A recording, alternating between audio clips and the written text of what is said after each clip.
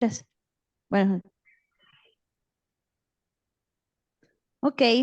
Pues muchas gracias a todos por estar en la última sesión del curso de Hackeando las Comunidades Microbianas.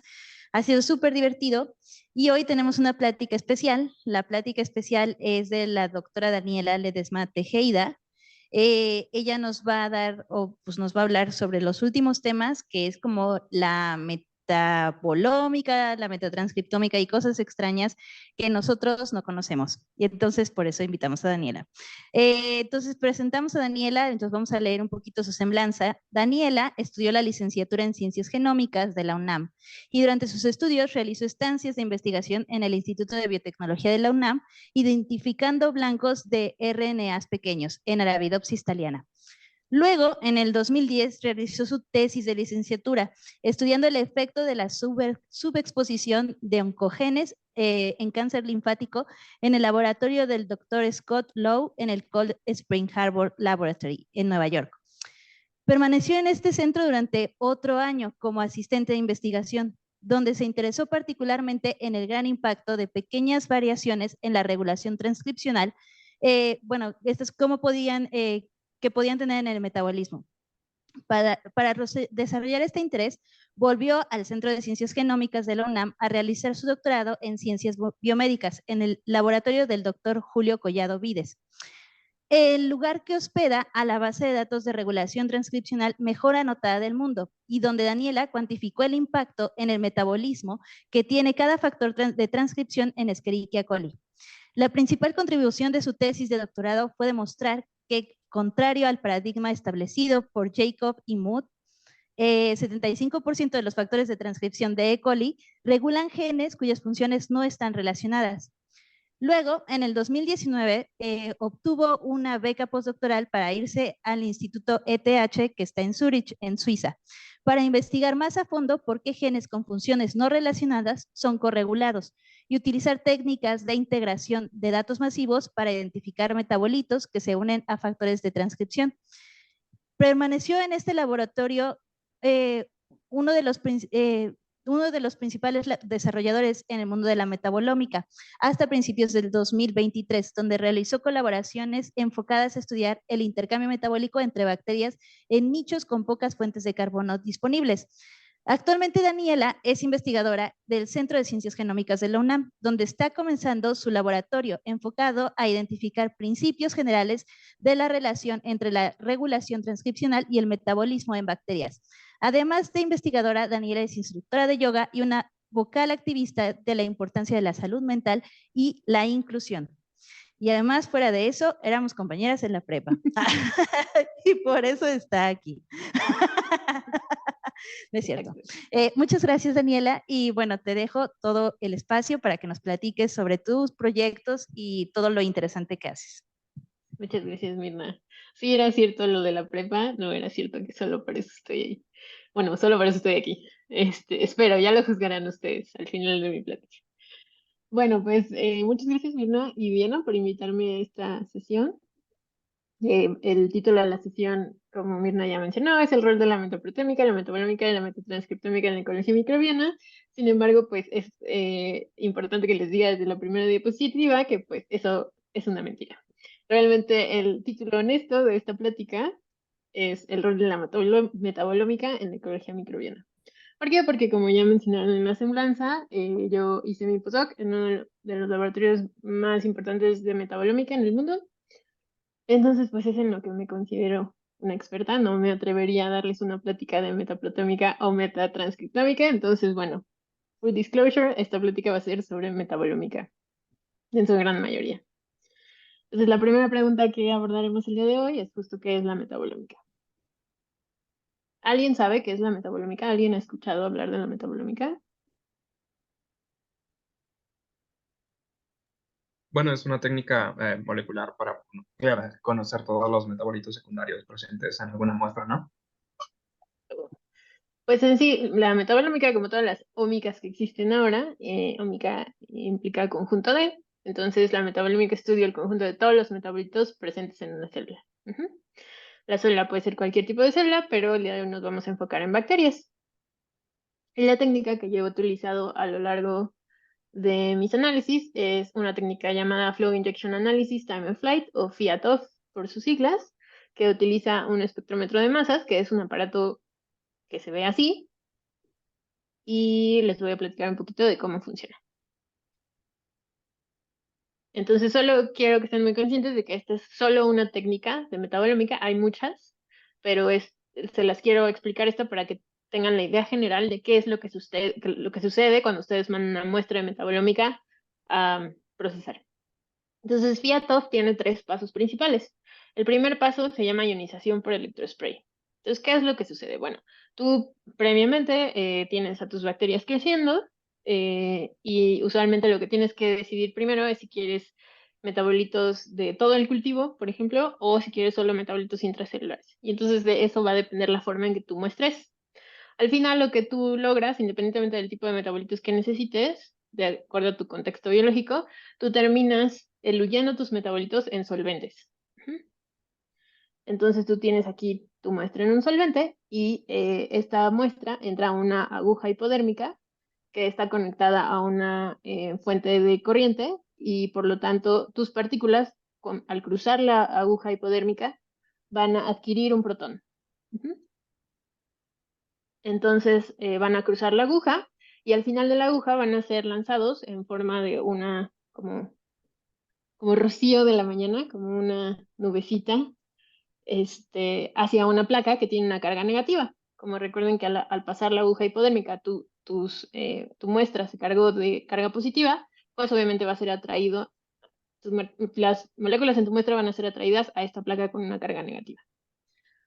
Algo importante que considerar y que es crucial para entender cómo funciona lo que sigue, es que todas las moléculas que están en esta pequeña neblina tienen la misma energía cinética. Ujú. No entraremos a detalles de cómo se logra eso, pero solo consideren que este proceso está optimizado para que todas las moléculas tengan la misma energía cinética. Y la energía cinética se describe de esta forma.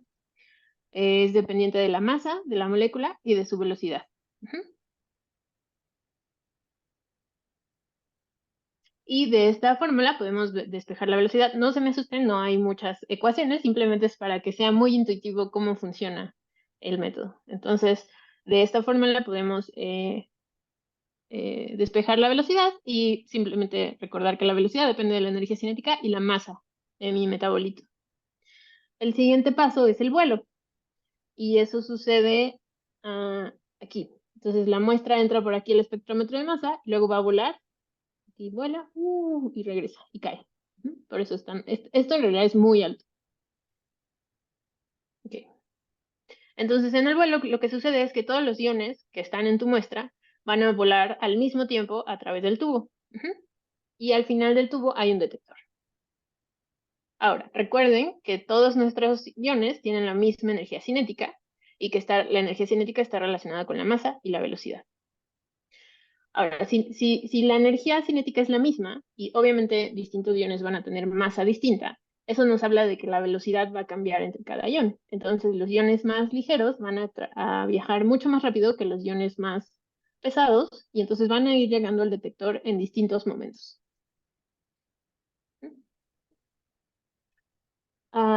Entonces, si yo sé en qué momento lancé los iones a través del tubo y en qué momento llegaron al detector, entonces también puedo conocer el tiempo que le tomó a cada ion recorrer esta distancia. Y recordemos que el tiempo está determinado está relacionado a la distancia y a la velocidad. La distancia la conozco porque yo construí la máquina y conozco el tiempo porque lo puedo medir desde el momento en que lancé los iones al momento en que tocaron el detector. Y recordemos que la velocidad la habíamos convertido en este término de acá, entonces podemos cambiar la velocidad por ese término, terminando en esta ecuación. Una vez más, el tiempo lo conozco porque lo medí, la distancia la conozco porque yo construí la máquina, la energía cinética la conozco porque es la misma que tenían todas las moléculas, es una constante en este contexto, y lo único que queda como incógnita es la masa. Entonces yo al lanzar todos mis iones a través de este tubo y medir el tiempo que les tomó llegar al detector, puedo conocer algo sobre su masa. Y además, el detector en el que inciden las moléculas, bueno, los iones, tiene la capacidad de medir la carga de los metabolitos que lo tocan. Entonces yo al final de este proceso termino con, para cada ion, tengo información sobre su masa y información sobre su carga. Y entonces puedo resumir toda la información de una muestra que estoy midiendo en mi proceso de Fiatov con un plot de este tipo, en donde tengo en el eje de las Y la abundancia y en el eje de las X el cociente masa-carga de cada ion que medí. Entonces, por ejemplo, el cociente masa-carga de 29 es el más abundante en esta muestra. Eso concluye nuestra segunda etapa. Y para la tercera etapa, la pregunta obvia es, ok, bueno, ya conozco los cocientes masa carga, conozco sus abundancias, pero ¿y qué metabolitos es lo que estoy viendo? ¿A qué metabolito pertenece este ion que yo medí? Y bueno, no es una pregunta trivial. En realidad hay toda un área, una disciplina entera dedicada a tratar de elucidar qué es cada uno de estos picos en esta gráfica. Y bueno, hemos avanzado un poco, pero aún falta mucho por hacer. De hecho, hay toda una área de la metabolómica que se dedica a estudiar lo que llaman la materia oscura de la metabolómica, porque son perfiles de masa carga que nadie sabe qué son y no tenemos aún formas de saber de qué metabolito estamos hablando. Lo podemos medir, pero no sabemos qué es. Pero para muchos metabolitos ya sabemos suficiente para ser muy buenos en identificarlos en este tipo de gráficas. Entonces, bueno, esta es la forma de hacerlo así masivamente. Solo meto mi muestra y obtengo este perfil y después uso métodos bioinformáticos para identificar qué metabolito es. Pero hay algunas formas en que yo puedo hacer mi experimento un poco más exacto para tener más certeza de qué es lo que estoy observando, qué es lo que estoy midiendo. La primera es una forma de metabolómica dirigida que se llama Liquid Chromatography Mass Spectrometry. Y lo que haces es que una vez más tienes tu muestra en una fase, en una fase móvil, en solvente, y entonces lo que haces es pasar tu muestra a través de una columna, también llamada fase estacionaria. Entonces, cuando tú pones tu muestra, como tienes distintos tipos de compuestos en esa muestra, cada compuesto va a pasar distinto por la columna. Algunos se van a retrasar, como en este ejemplo hipotético la banda rosita, y otros van a ir más rápido, como la banda amarilla. ¿De qué depende que algunos compuestos en tu muestra vayan más rápido o más lento? De la columna que utilices. Hay muchas columnas, dependiendo de lo que hay en tu muestra y lo que a ti te interese es la columna que utilizas. Pero la idea principal es que separe tu muestra en partes, de forma que conforme vayan saliendo de la columna, vayan entrando al espectrómetro de masas, y entonces en lugar de tener uno solo de estos mapas, tengas varios, dependiendo de cada momento en el tiempo. Y si yo sé, por ejemplo, que mi columna separa mis compuestos de acuerdo a su hidrofobicidad, pues sé que en el primer plot de masa carga voy a tener los compuestos, no sé, más hidrofóbicos y así voy a tener un gradiente. Y entonces ahí tengo otro eje, otro tipo de información valiosa para poder inferir qué metabolito estoy viendo. Si tienen dudas, no duden en interrumpirme y hacer su pregunta.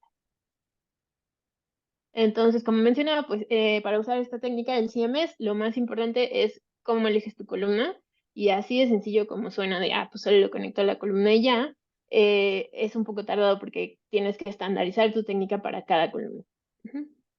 Tu técnica y tu análisis. Otra forma de hacer metabolómica dirigida es haciendo algo llamado masas-masas. Entonces, ¿qué haces? Mides toda tu muestra, así como les mencioné al principio, y obtienes este tipo de gráfico con en el eje de las X el cociente masa carga de tus metabolitos. Pero después lo que haces es tomar una sola región de esta muestra, o bueno, solo una parte de esta muestra, la filtras y vuelves a hacerle, bueno, la metes a una celda de colisión para tomar ese metabolito y cortarlo en pedacitos más chiquitos. Y ya que lo cortas en pedacitos más chiquitos, lo vuelves a pasar otra vez por el espectrómetro de masas y entonces obtienes ahora un perfil de masa carga de los pedacitos de esa molécula. Entonces pueden imaginar que cada molécula va a tener un perfil de masa carga muy específico. Entonces, gracias a este segundo perfil, pues yo ya puedo indagar cuál es la molécula que estoy viendo. Sin embargo, esto, bueno, así como es de útil, la limitante es que pues solo es útil para los metabolitos para los que se tiene información de cómo se ve su perfil de fragmentación. Si no tengo esta información, una vez más me quedo con un metabolito que está muy bien descrito en sus términos químicos, en términos de masa carga, pero no lo puedo nombrar, no sé qué es. Y finalmente, la forma más cara, honestamente, pero más intuitiva de hacer metabolómica dirigida y de asegurar que el metabolito que yo estoy viendo es lo que yo creo que es usar estándares internos. Entonces, lo que haces es decir, por ejemplo, aquí, estoy interesada en conocer qué tanta olanzapina, no sé si esa es la traducción correcta, hay en mi muestra. Entonces, lo que hago es tomar un poco de olanzapina pura y la aviento al espectrómetro de masas. Y entonces voy a obtener un pico. Y si quiero, puedo incluso hacer masas, ¿no? Entonces tengo mi pico de la olanzapina y después lo fragmento mi olanzapina y entonces obtengo este perfil de los cachitos de cuando la olanzapina, después de que ha pasado por la celda de colisión donde se hizo trocitos. Y entonces después yo meto mi muestra y observo los resultados. Y entonces yo esperaría ver, bueno, entonces lo que hago es buscar si hay un pico o en un lugar cercano a donde yo esperaría ver la olanzapina. Entonces es el caso que sí, veo un pico de hecho en el mismo lugar, en 6.46.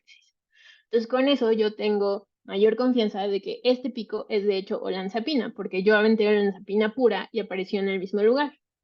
Y una vez que tomo esta región de, de la muestra y la colisiono y la mando a el segundo análisis por espectrómetro de masas, obtengo este perfil que es muy similar al que yo encontré cuando puse la olanzapina sola. Entonces, pues si se ve como un gato y hace como un gato, es un gato. Si se ve como la olanzapina pura que yo puse, pues es probable que sea olanzapina.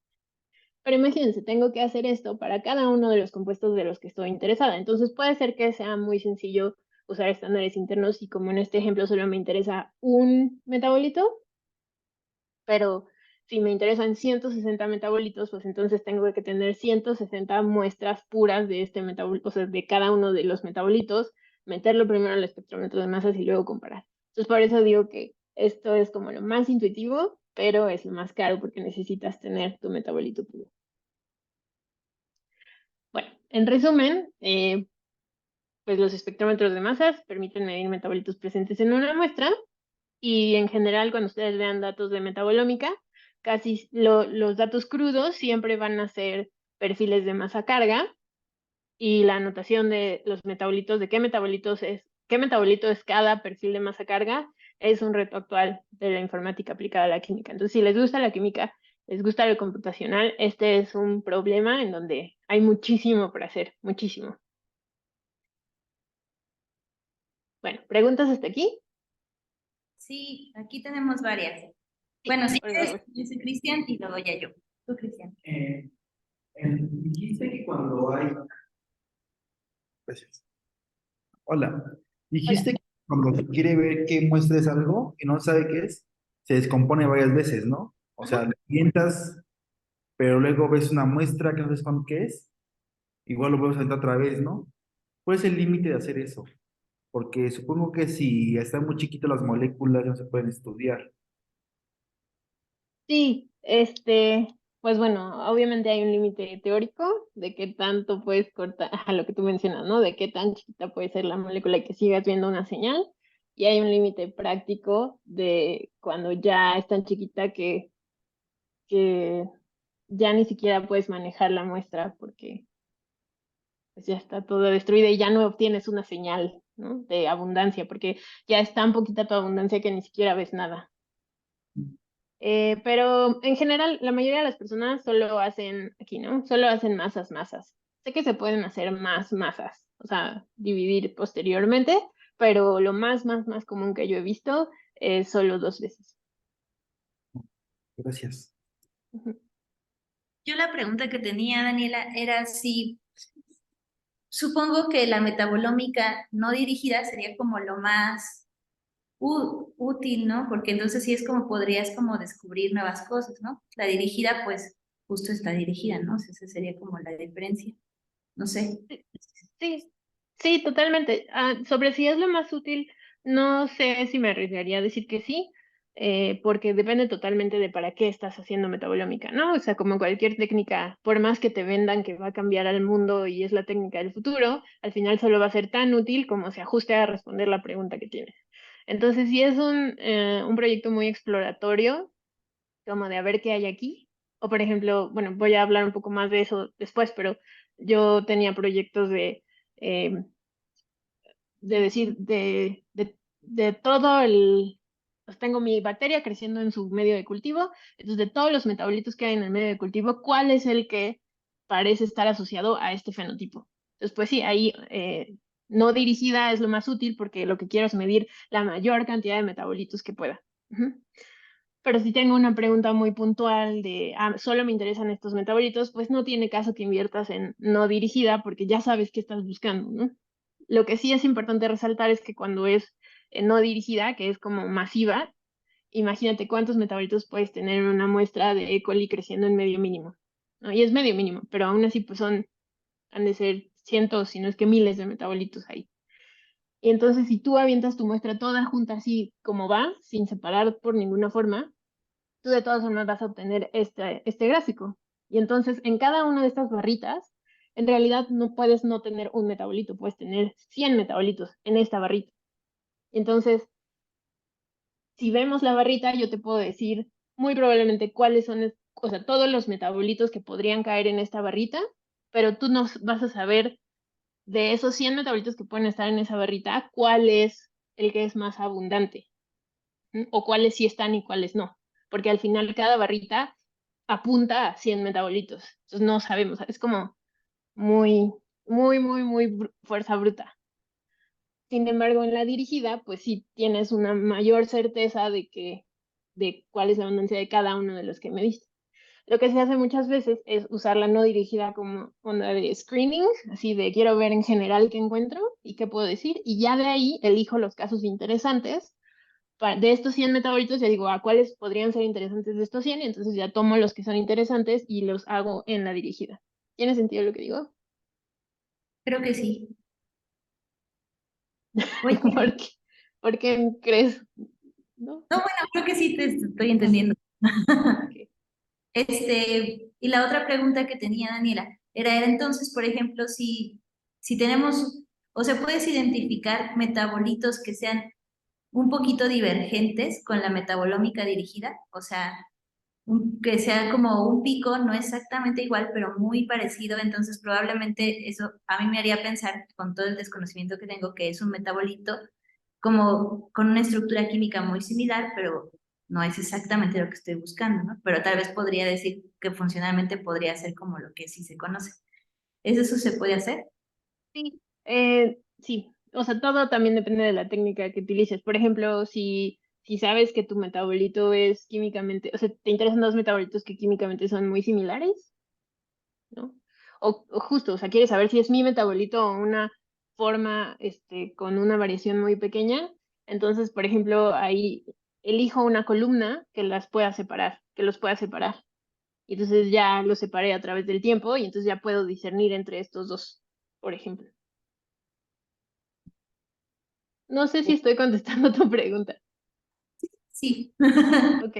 Sí, sí, o sea, al final, por eso digo, no sé, o sea, yo en mi experiencia es así en todas las técnicas, pero yo creo que en metabolómica incluso más la importancia de saber de antemano qué es lo que estás buscando. O sea, porque también, incluso el espectrómetro de masas, hay formas, la verdad es que usar un espectrómetro de masas, en mi experiencia es como algo muy artesanal, así es de cómo amaneció hoy el espectrómetro de masas. Lo tienes que calibrar y o sea, y por ejemplo, conforme va pasando el tiempo, hay datos de cómo el espectrómetro va midiendo distinto. Entonces también importa cuándo mediste tus muestras. Si la mides hoy y la mismita muestra la mides en 2 meses, tal vez no encuentres el mismito resultado. Entonces incluso el diseñar tu experimento para que todas las muestras que vas a usar en tu análisis las midas el mismo día y cómo convertir tus valores absolutos en valores relativos. O sea, como que muchas cosas importan, pero lo más importante, lo que, si olvidan todo lo que he dicho, lo que es importante que se lleven a su casa es que importa mucho cuando hacen metabolómica que tengan muy claro qué es lo que están buscando. Perfecto. Muchas gracias, Daniela. Hay una pregunta en el chat. No sé. Bueno, si quieres. Dice, se me corta mucho mal. Escuché que estaban hablando de masas. Según yo, en MS el límite es de 10 daltones, ¿no? Bueno, inferior. Supongo que algo como trampa de iones puede medir cantidades más pequeñas. Sí, es que hay muchas curiosidades que le puedes ir agregando a tu pipeline metabolómico para ir jugando, o sea, como para hacerlo más sensible o menos sensible. Siempre es un trade-off. Eh, no me sé de memoria el límite de masas, así que no te puedo confirmar si es de 10 daltones, pero si lo quieres buscar en la literatura y nos lo cuentas antes del final de la clase, pues todo lo agradeceríamos. La realidad es que no me siento con la confianza de decirte sí, sí, no. Yo nunca he tratado de ver qué es lo más pequeño que puedo medir. Y creo que Diana, Diana tiene una pregunta. Hola, sí, quería preguntar en términos de costos, ¿qué tan costoso es utilizar cromatógrafo de masa? No lo sé, nunca lo he pagado yo. Bueno, es que por ejemplo en esta parte que estaban mencionando de cuando haces metabolómica dirigida y que veo que está acoplado a cromatografía líquida, sería útil, no sé, quizás si solo estás queriendo detectar un metabolito que ya conoces, no sé si es posible hacer un screening rápido como de cromatografía en placa o algo así. Sí, por eso digo, o sea, solo les mostré como lo más común, pero lo puedes ir adecuando por eso vuelvo a mi punto de, si tú sabes qué estás buscando, si sabes que solo tendrás un metabolito y sabes cómo aislarlo de la forma más eficiente, pues haces eso, ¿no? Sí, que lo del costo no sé, no lo sé, pero sé que, o sea, es la respuesta honesta. Nunca me he tenido que preocupar por pagarlo yo. Justo ahora que, bueno, estoy empezando mi laboratorio, pues empiezo a tener que preocuparme por eso. Y justo tengo en mi mail en este momento una respuesta de alguien que le escribí para preguntarle cuánto costaba. Entonces, si tenemos descanso, te digo regresando del descanso qué me dijo. Pero sí sé que es muy caro. Muy pocos en el laboratorios en el mundo pueden tener un espectrómetro de masas y mantenerlo. De hecho, les voy a contar ahora una historia de un proyecto de investigación que hicimos. Y el primer autor de ese estudio acaba de conseguir una posición como investigador en una universidad en Bruselas, en la Universidad de Leuven, y él quiere empezar su propio laboratorio que haga metabolómica, entonces tienen que comprar el espectrómetro de masas y tienen que hacer como comprar los insumos y todo, y se habla de presupuestos de millones de euros. O sea, para poder tener un espectrómetro de masas que te esté funcionando todo el tiempo, es en esa escala de dinero. Y si es por muestra, no sabría decir. Te digo, está en mi correo, pero no lo he leído. Pero sí es de las tecnologías más caras. O sea, definitivamente es más caro que hacer RNA-seq o que hacer incluso proteómica. Bueno, igual y se va con proteómica porque pues igual puedes usar un espectrómetro de masas para hacer proteómica. Ok. Que justo nos preguntábamos la clase pasada qué tan costoso era hacer proteómica por el masas. Por el Ujú. Bueno, Sí, no te lo puedo responder en este momento, pero bueno. no te preocupes, gracias. Ok, ¿alguna otra pregunta? ¿No?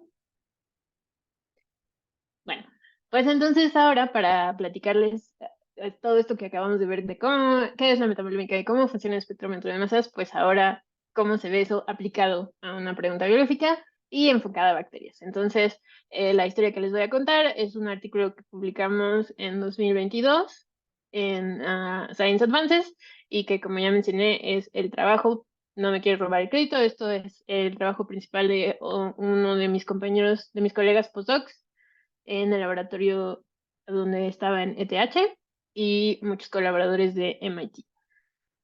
Entonces, esta es una historia sobre el mar. Ujú. Entonces, como imagínense en el mar, pues hay bacterias y en el mar hay muchas formas de definir un ecosistema. ¿Por qué? Porque tienes gradientes de temperatura, tienes gradientes de materia orgánica, tienes gradientes de luz. Entonces, pues en realidad se crean comunidades muy, muy, muy complejas. Sin embargo, en muchas regiones de la superficie del mar no hay muchas fuentes de carbono disponibles. Entonces, una de las preguntas que son relevantes en la microbiología marina es cómo se crean comunidades bacterianas complejas si hay tan pocas fuentes de carbono. Entonces, aquí empieza nuestra historia. Y en lo que nosotros nos vamos a enfocar es en comunidades que tienen acceso a quitina. Quitina y solo quitina. Quitina es el segundo polímero más abundante en el planeta. Entonces hay regiones en el mar, en donde, les digo, en la superficie, en donde la única fuente de carbono disponible es quitina. Todo lo demás está en concentraciones tan bajas que no son realmente significativas. Sin embargo, hay comunidades muy complejas. Entonces, ¿cómo es que esto sucede? Esa es la pregunta que nos hacemos. Esto ya fue estudiado un poco como en los 2015, entre 2015 y 2020, con estudios en donde tomaban una muestra de agua marina, la filtraban, y después observaban qué tipos de, qué géneros bacterianos se encontraban en este trozo de agua. Y entonces, y cuál era la abundancia de cada uno de estos géneros bacterianos a través del tiempo. Entonces yo tomo mi muestra de agua, la diluyo y luego la vuelvo a dejar crecer y veo a través del tiempo cómo van apareciendo estos distintos géneros. Y entonces cuando acomodo estos géneros en un gradiente de géneros bacterianos que pueden degradar quitina y los que no pueden degradar quitina, se dieron cuenta de que los que degradan quitina suelen aparecer al principio del crecimiento bacteriano y posteriormente estos desaparecen para dar lugar a géneros bacterianos que ya no pueden degradar quitina. Que son un tanto intuitivo, pues al principio solo va a existir aquello que puede comer quitina, pero lo que era novedoso de esto es que había bacterias ahí que no podían comer quitina. Entonces, ¿qué están comiendo? Y la pregunta que nosotros específicamente, siendo un laboratorio de metabolómica, nos hacíamos era cómo es que las redes metabólicas guían la trayectoria de cómo se construye esta comunidad. Porque nuestra hipótesis intuitiva era, pues obviamente las primeras bacterias degradan la quitina y después estas bacterias empiezan a producir, eh, disculpen la pochez, byproducts metabólicos. ¿Cómo es byproduct? Metabolitos secundarios, subproductos, gracias, subproductos del metabolismo, que es, entonces otras bacterias pueden alimentarse de eso. Y entonces así es como poco a poco se va formando la comunidad. Y esta historia nos lleva a nuestra zona de muestreo, que fue aquí en una playa llamada Canoe Beach, en Massachusetts, en Estados Unidos. Y es como era importante elegir un lugar de muestreo en donde pues no hubiera tanta contaminación porque no queremos terminar secuenciando bacterias del tracto intestinal de alguien. Entonces pues las personas que muestraron se fueron aquí a esta puntita. ¿Por qué aquí? Pues porque las personas que muestraron estaban en MIT y está cerca de Boston. Entonces por eso ahí, esa es la razón honesta. Y así es como se ve esta playita, muy limpia aún y un poco alejada de la civilización, ¿no? Como pueden ver aquí. Entonces ahí se tomó una muestra de agua y se cultivó, bueno, se observó qué bacterias podíamos cultivar de esa muestra de agua y se identificaron 18 bacterias, bueno, 18 cepas, las voy a llamar cepas. Son de distintas especies, algunas comparten el género, pero para no entrar en detalles de qué es cada cosa, lo único que tienen que saber es que son 18 cepas y que pues observamos, las pusimos a crecer en quitina y observamos que no todas crecían en quitina, ¿no? En realidad, solo 5 de ellas tenían la capacidad de crecer en quitina. Aquí lo que ven en el color es el OD final de cada una de estas cepas.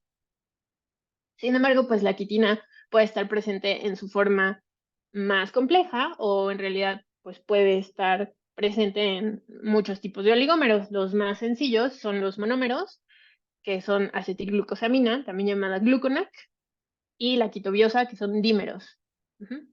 Entonces, bueno, algunas bacterias no podían comer la quitina en su forma más compleja, pero también quisimos ver si la comían en sus formas más sencillas, y resultó que sí, había otras 6 bacterias que no podían consumir quitina, pero sí podían consumir los oligómeros. Y había el resto que no podían comer ninguna de las 3 formas, lo cual era muy interesante porque justo eran estas bacterias que asumimos están sobreviviendo a partir de los... ¿cómo dijimos que se decía byproducts? Subproductos. Lo voy a anotar. A partir de los subproductos de las otras bacterias. Pero bueno, o sea, eso al final solo es una hipótesis y entonces los tengo que convencer paso a paso de si lo que estoy diciendo es cierto o no. Pero para empezar, pues asignamos categorías a nuestras 18 bacterias. Las que eran capaces de degradar quitina las llamamos degradadoras. Después, a las que eran capaces solo de degradar los oligómeros las llamamos explotadoras. Y finalmente, a las últimas que no eran capaces de consumir ningún tipo de quitina las llamamos carroñeras. Y entonces son estas tres clasificaciones de bacterias las que voy a usar en el resto de la presentación. Entonces, si están tomando notas, asegúrense de anotar que tenemos 3 categorías. Y la categoría depende de lo que son capaces de comer. Bueno, primero les tengo que demostrar que estas categorías realmente significan algo biológico, ¿no? Entonces, lo primero que hicimos fue observar cuál era la frecuencia de cada una de estas categorías a lo largo del tiempo en un cultivo donde estaban todas las bacterias, ¿no? Un poco reproducir lo que vimos en el otro artículo. Lo hicimos a través de secuenciación de 16S y comprobamos que, pues sí, como esperábamos, las degradadoras, que son las que pueden comer quitina, son las que aparecen primero, llegan a su pico de frecuencia, de densidad muy pronto en el tiempo y después empiezan a desaparecer. Las explotadoras tardan un poquito más en aparecer y después empiezan a desaparecer lentamente. Y las carroñeras aparecen después en el tiempo.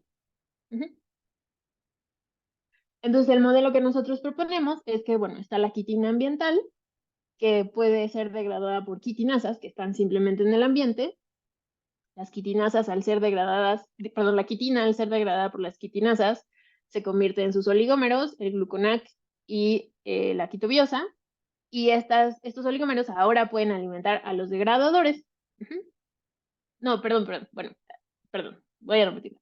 Los degradadores pueden alimentarse de la quitina en su forma más compleja, pero una vez que actúan las quitinasas, aparecen los oligómeros, y entonces estos oligómeros pueden comérselo los explotadores, ¿no? Recuerden, los explotadores son los que pueden comer oligómeros, pero no pueden comer quitina. Y después, la presencia de los degradadores y los explotadores se combina para crear estos metabolitos secretados, y son de estos de los que se alimentan los carroñeros. Entonces, ese es el modelo que nosotros proponemos. Y la hipótesis que está detrás de este modelo es que, bueno, cuando hay imagínense un trozo de quitina en el mar, pues van a llegar los degradadores, van a tener sus subproductos, a partir de esos subproductos llegan los explotadores y después llegan los carroñeros. Pero en este dibujo solo les pongo colores y formas y es pues muy amigable y bonito, pero la realidad es que qué tipo de degradador llega al principio es probable que defina qué tipo de subproductos hay alrededor. Y de eso va a depender qué explotadores van a llegar. Y de eso va a depender qué carroñeros van a llegar. Entonces, la complejidad de la comunidad en realidad depende de los degradadores que llegaron primero a la quitina. Entonces, nuestra hipótesis es que los degradadores dirigen la trayectoria de la construcción de la comunidad. Pero esta es la hipótesis, ¿no? No me tienen que creer. Voy a pasar el resto de la plática tratando de convencerlos de que ese es el caso. Bueno, pues lo primero que dijimos fue, ok, si lo que decimos es cierto, entonces cada degradador debería generar un perfil distinto de oligómeros, al menos, ¿no? Porque si estamos diciendo que de los degradadores dependen los explotadores y los explotadores se alimentan de los oligómeros, entonces pues cada degradador debe tener un perfil muy particular de oligómeros producidos para que nos crean.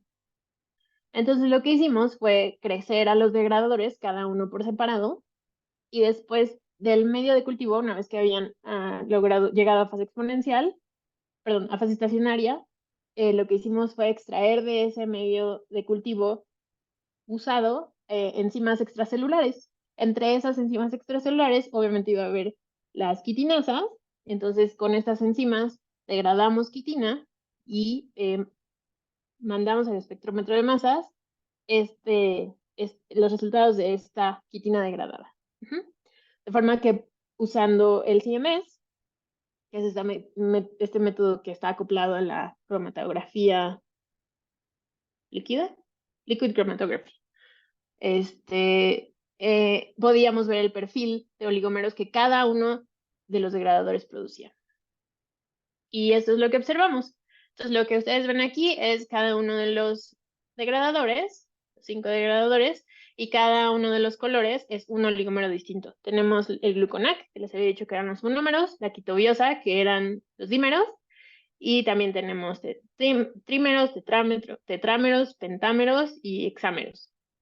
Por ejemplo, pueden ver que los hexámeros no fueron producidos por ninguna de los degradadores, y vemos un poco de cosas más interesantes. Por ejemplo, las tetrosas fueron producidas por 3 de las bacterias, y una de ellas como que produce y luego desaparece a través del tiempo. El eje de las X es el tiempo y el eje de las Y es la abundancia de cada uno de los oligómeros. Y también cosas, por ejemplo, como que estos dos degradadores en su mayoría solo generaron gluconac y quitobiosa, mientras que los otros sí generaron otro tipo de oligómeros. Entonces, lo único que estamos viendo aquí es que sí, los degradadores cada uno produce un perfil distinto de oligómeros de quitina, lo cual apoya nuestra hipótesis de que, pues, dependiendo del degradador, es la comunidad que vas a construir después. Sin embargo, bueno, ok, ya vamos paso a paso, ¿no? Entonces, sí tienen distintos perfiles de oligómeros, cada uno produce un perfil distinto, pero la pregunta que sigue es si distintos explotadores crecen en distintos perfiles de oligómeros. ¿Qué tal que a los explotadores les da igual y todos crecen en los mismos, o sea, todos crecen, no importa el tipo de oligómero, ¿no? Entonces, eso es lo siguiente que vimos.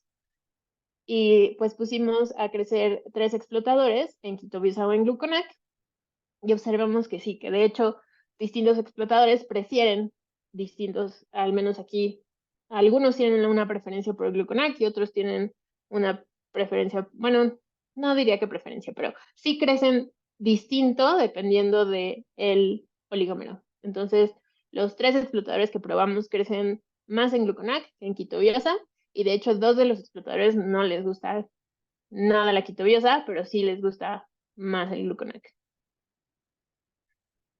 Entonces, la respuesta es sí. Sí, distintos perfiles de degradación de quitina promueven el crecimiento de distintos explotadores. Y lo siguiente que hicimos, porque aquí crecimos solo en el oligómero puro, o sea, compramos quitobiosa, compramos gluconac, pusimos ahí las bacterias, y dijimos, bueno, pero quiero comprobar que esto es cierto cuando los crezco en los distintos sobrenadantes de los distintos degradadores. Es lo mismo. Crecimos en este caso 3 degradadores, tomamos el sobrenadante de su crecimiento, lo filtramos, nos deshicimos de las bacterias y luego dejamos crecer a los 3 explotadores en ese sobrenadante. Y aquí lo que les muestro es cuánto crecieron. Entonces, por ejemplo, estos 3 explotadores solo crecieron en el sobrenadante de este degradador, de Psy 6C06, que es este. Entonces aquí observamos algo muy particular. O sea, seguimos observando lo mismo de que, o sea, este resultado ya confirma por completo que distintos degradadores van a dar pie a distintos explotadores, ¿no? Pero aquí había algo muy curioso. Ustedes observan aquí, en realidad ven que hay crecimiento de esta cepa alt A3R04 cuando crece en el sobrenadante de Psy 6C06, que es, como decíamos, este. Entonces, ¿qué es lo que produce Psy 6C06? Pues produce en su mayoría quitobiosa, ¿no? Es la curva más alta. Y si ustedes se van a ver acá, a alt A3R04, cómo crece en quitobiosa, en realidad casi no crece. Sí, la A3R06 en realidad crece más. Pero viendo este este crecimiento, pareciera que alta 3R04 crece igual de bien que SIL-A en quitobiasa, cuando nosotros sabemos que eso no es cierto, ¿no? Eso lo vemos acá. Entonces, o sea, ¿qué está pasando? ¿Por qué ahora cuando lo crecemos en el sobrenadante crece más que solo en quitobiosa? Y entonces, pues nuestra conclusión es que no es solo la quitobiosa. En realidad hay otros metabolitos siendo producidos por los degradadores que también están influyendo en el crecimiento del explotador. Son otros metabolitos aquí que están promoviendo el crecimiento de esta bacteria, aparte de la quitobiasa, porque sabemos que pues solo en quitobiasa no crece también.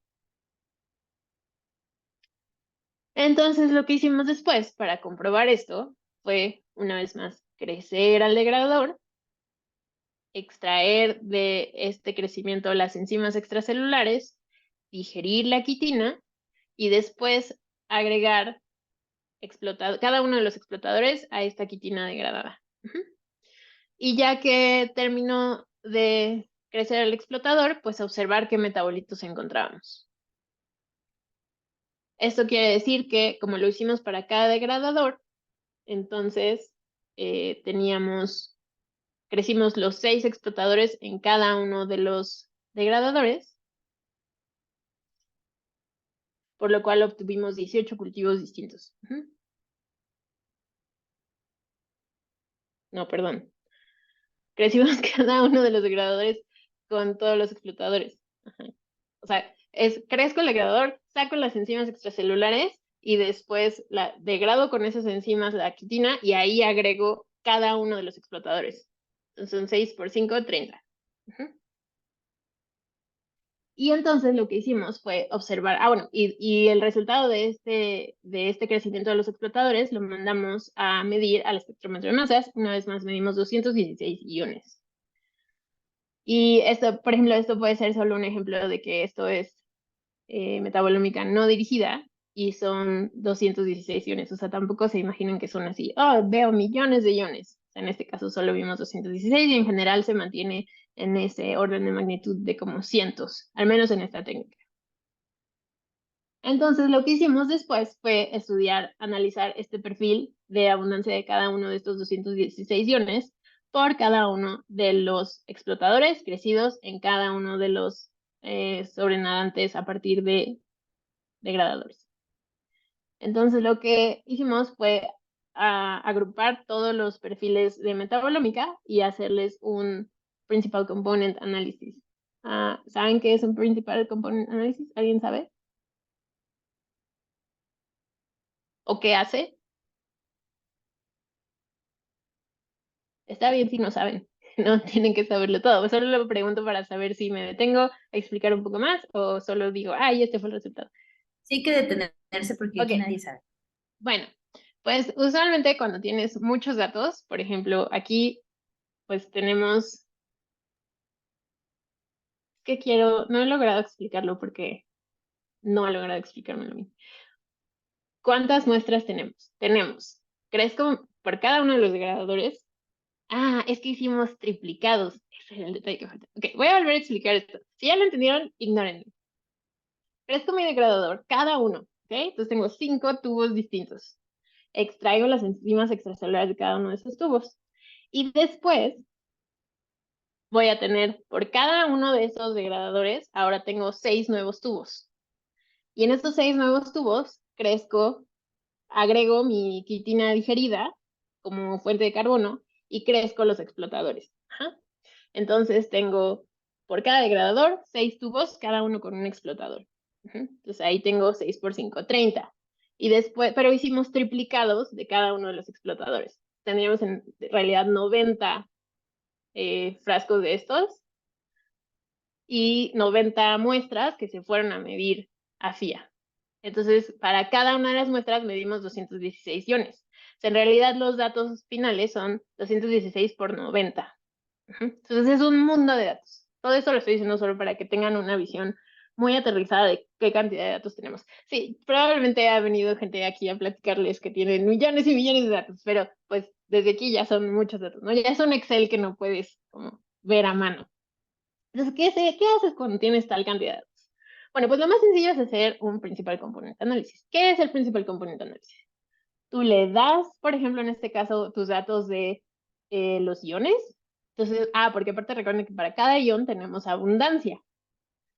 Entonces yo puedo decir, ok, para este explotador que creció que creció en presencia de las enzimas de este degradador, esta es la abundancia para cada uno de estos 216 iones. Imagínense que cada degradador es una fila en un archivo de Excel y cada columna es uno de los iones y cada celda me dice la abundancia de ese ion en el crecimiento de ese explotador. Y así, y yo tengo 5 hojas distintas de Excel y cada hoja es un degradador. Y una vez más, en cada hoja tengo 216 columnas y 6 filas. Esos son mis datos. Y entonces la pregunta que yo me hago es, bueno, las variaciones que yo observo en los iones, tengo todos estos datos de iones, de abundancias de metabolitos. Quiero saber de qué depende la variación de la abundancia de los iones. O sea, ¿cuál es la variable que mejor explica los cambios que yo veo en la abundancia de los iones? Porque ¿qué variables tengo? El degradador en el que crecieron, el explotador en el que crecieron, el tipo de enzima extracelular, o incluso hasta el día que medí en el espectrómetro de masas, ¿no? Porque les decía que hay variación. Entonces, muchísimos factores, muchísimas variables pueden ser lo que explica la mayor cantidad de variación en mis datos. Entonces, lo que hace un Principal Component Analysis es justo eso. Toma tus datos y te dice, mira, yo no sé, ¿no? El PCA, el Principal Component Analysis, sus siglas son PCA. Entonces, lo que el PCA te dice es, yo no sé cuáles son las variables biológicas que te interesan porque yo soy puras matemáticas y entonces no lo sé. Pero yo lo que hago es generarte 2 ejes que tienen sentido matemático, o sea, viven en el mundo matemático porque son espacios vectoriales distintos, pero crea estos espacios vectoriales que son ejes, si lo quieren decir, imaginarios, que explican la mayor cantidad de variación en tus datos. Entonces, de hecho, aquí, estos son mis 2 ejes. Ni siquiera tienen nombres, se llaman PC1, Principal Component 1, y Principal Component 2, ¿no? Es un nombre como totalmente matemático, pero lo que sí me dice es la cantidad de varianza que explican mis datos este eje. El 21.74% de la varianza en mis datos lo explica este eje, y el 13.2% lo explica este otro eje. En realidad no es demasiado, o sea, puedes hacer un PCA que te explique el 70% de los datos, eso pasa rutinariamente cuando usas datos masivos, pero bueno, o sea, la mayor varianza que se puede explicar por una variable es 21.74%. Entonces me los plotea aquí. Ahora, ¿qué pasa después? Pues cada uno de los puntos de mis datos me los va a acomodar en este plano, dependiendo de estas 2 variables. Les hubiera hecho una figura más bonita para explicar esto. Pero entonces, por ahora, por favor, no le hagan caso a los colores. Y entonces solo aquí me plotea mis puntos. Son 90 puntos, recuerden. Entonces me plotea mis puntos. Cada uno de estos puntos es un explotador crecido en presencia de las enzimas de un degradador. Y eso lo teníamos por triplicado. Son 90 puntos. La posición en el eje de las X y de las Y la da el perfil de estos 216 iones, por eso ya no vemos a los iones. Ya los usamos para ubicar en este plano, en estos 2 planos, cada una de mis muestras. Entonces, omitan los colores y solo son puntos. Entonces, lo que uno hace después, como persona que hace biología, es decir, ok, bueno, ahora me toca ver qué variable explica, o qué variables podrían ser estos 2 ejes, ¿no? De todo lo que yo estoy observando, qué variable me ayuda a agrupar los puntos. Entonces, por ejemplo, aquí lo que hubo de fondo para generar esta figura fue decir, ok, ahora coloreo mis puntos de acuerdo al día que se hizo la medición de la muestra. Los coloreo y veo si existe así como una mezcolanza de todo o si veo regiones muy delimitadas. Entonces, si por ejemplo coloreo los puntos de acuerdo al día en que medí y me sale así algo hermoso que los colores están completamente separados, ¿eso qué significaría? Que la mayor cantidad de varianza está siendo explicada por el día que medí la muestra. Y eso no es biológicamente relevante, entonces es momento de irme a mi sillón y llorar, porque pues no es un resultado biológico, ¿no? Aquí, sin embargo, fuimos muy afortunados porque coloreamos de acuerdo a cuál era el degradador de origen de donde venía la muestra. Y cuando hacemos eso, esos son los colores. Cuando hacemos eso, pueden observar que vemos regiones muy delimitadas dentro de estos dos planos. Y entonces se sugiere que la mayor cantidad de la variación, bueno, o sea, en general, ¿no? Porque pueden ver que estos dos se sobrelapan, pero en general vemos que los puntos que pertenecen a un mismo color, que vienen del mismo degradador, están contenidos en una región. No vemos así morado por acá, ¿no? Entonces, eso sugiere y apoya que el perfil de metabolitos que están exudando aquí cada uno de estos cultivos se explica por el degradador de donde vienen las enzimas extracelulares. En otras palabras, confirma lo que les había estado diciendo en las diapositivas anteriores. Dependiendo del degradador que colonice originalmente a la quitina, eso va a definir no solo define a los explotadores que llegan, también define a los metabolitos que exudan los explotadores. No solo define la bacteria que va a estar presente, sino define al metabolismo que va a llevar a cabo esa bacteria cuando está ahí presente. O sea, es como, a mí se me hace como mind blowing. No es una conclusión del tipo, la bacteria A siempre alimenta a la bacteria B. No. Es como la A alimenta a la bacteria B y la bacteria C puede alimentar a la bacteria D. No, lo estoy diciendo mal. Debí preparar mejor este diapo. Pero, ok, voy a decirlo otra vez. La bacteria A puede alimentar a la bacteria B. Y la bacteria B también puede ser alimentada por otras bacterias. Pero su metabolismo va a depender de quién la está alimentando. Entonces, puede esta bacteria estar presente en compañía de muchas otras bacterias, pero cuáles van a ser sus subproductos de su metabolismo van a cambiar dependiendo de quién la alimente. Entonces, estamos yendo de un análisis en donde simplemente vemos como en la metagenómica está presente o no está presente la bacteria, a decir, sí está presente, pero ¿qué metabolitos está donando a la comunidad? Que es como un matiz extra de observar a una comunidad. Bueno, si olvidan todo lo que digo, solo recuerden eso. Es como la metabolómica nos está agregando esa capa extra, que a mí se me hace muy interesante. Entonces, bueno, la conclusión de esto, si ya olvidaron qué estamos haciendo en esta diapositiva, pues el punto de todo era demostrarles que el degradador define el metabolismo del explotador. Pero hasta ahora yo solo les he platicado cosas del de degradadores y explotadores y pues todo está muy padre, pero ¿qué hay de los carroñeros? Que recuerdan que eran los más interesantes porque ellos no pueden comer quitina ni pueden comer los oligómeros. Entonces, ¿qué están comiendo? Entonces hicimos lo más obvio y lo más sencillo, era repetir el experimento, pero ahora poner lo más sencillo era crecer todos contra todos.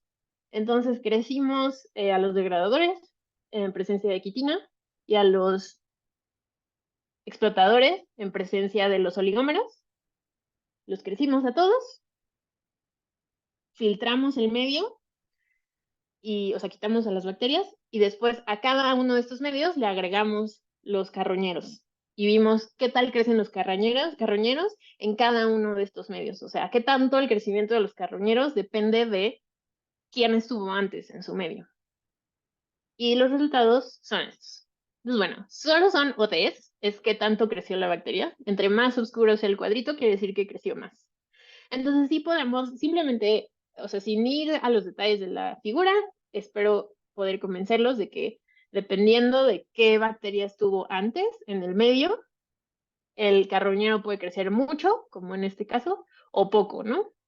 Claramente esta bacteria Parac2R09 le gustan mucho estos 3 degradadores, pero le gustan poco estos explotador.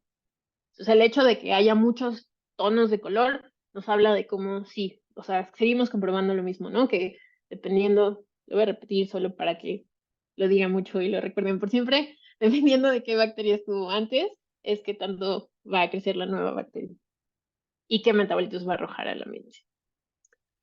Pero bueno, entonces yo les hablo mucho de que sí, los metabolitos importan y no sé qué, y entonces la pregunta obvia es, bueno, pero ¿qué metabolitos son los que median el crecimiento de cada una de estas bacterias? O sea, porque el sueño en realidad sería decir, si esta bacteria tiene un interés biotecnológico, dime qué metabolito le tengo que dar en el medio para que crezca un montón. O si es un patógeno, dime qué metabolito tengo que poner en mi medio para que no crezca. Entonces el sueño es como identificar exactamente qué metabolitos median este crecimiento. No es sencillo, no es trivial, pero lo intentamos. Y esta es la historia de cómo lo intentamos.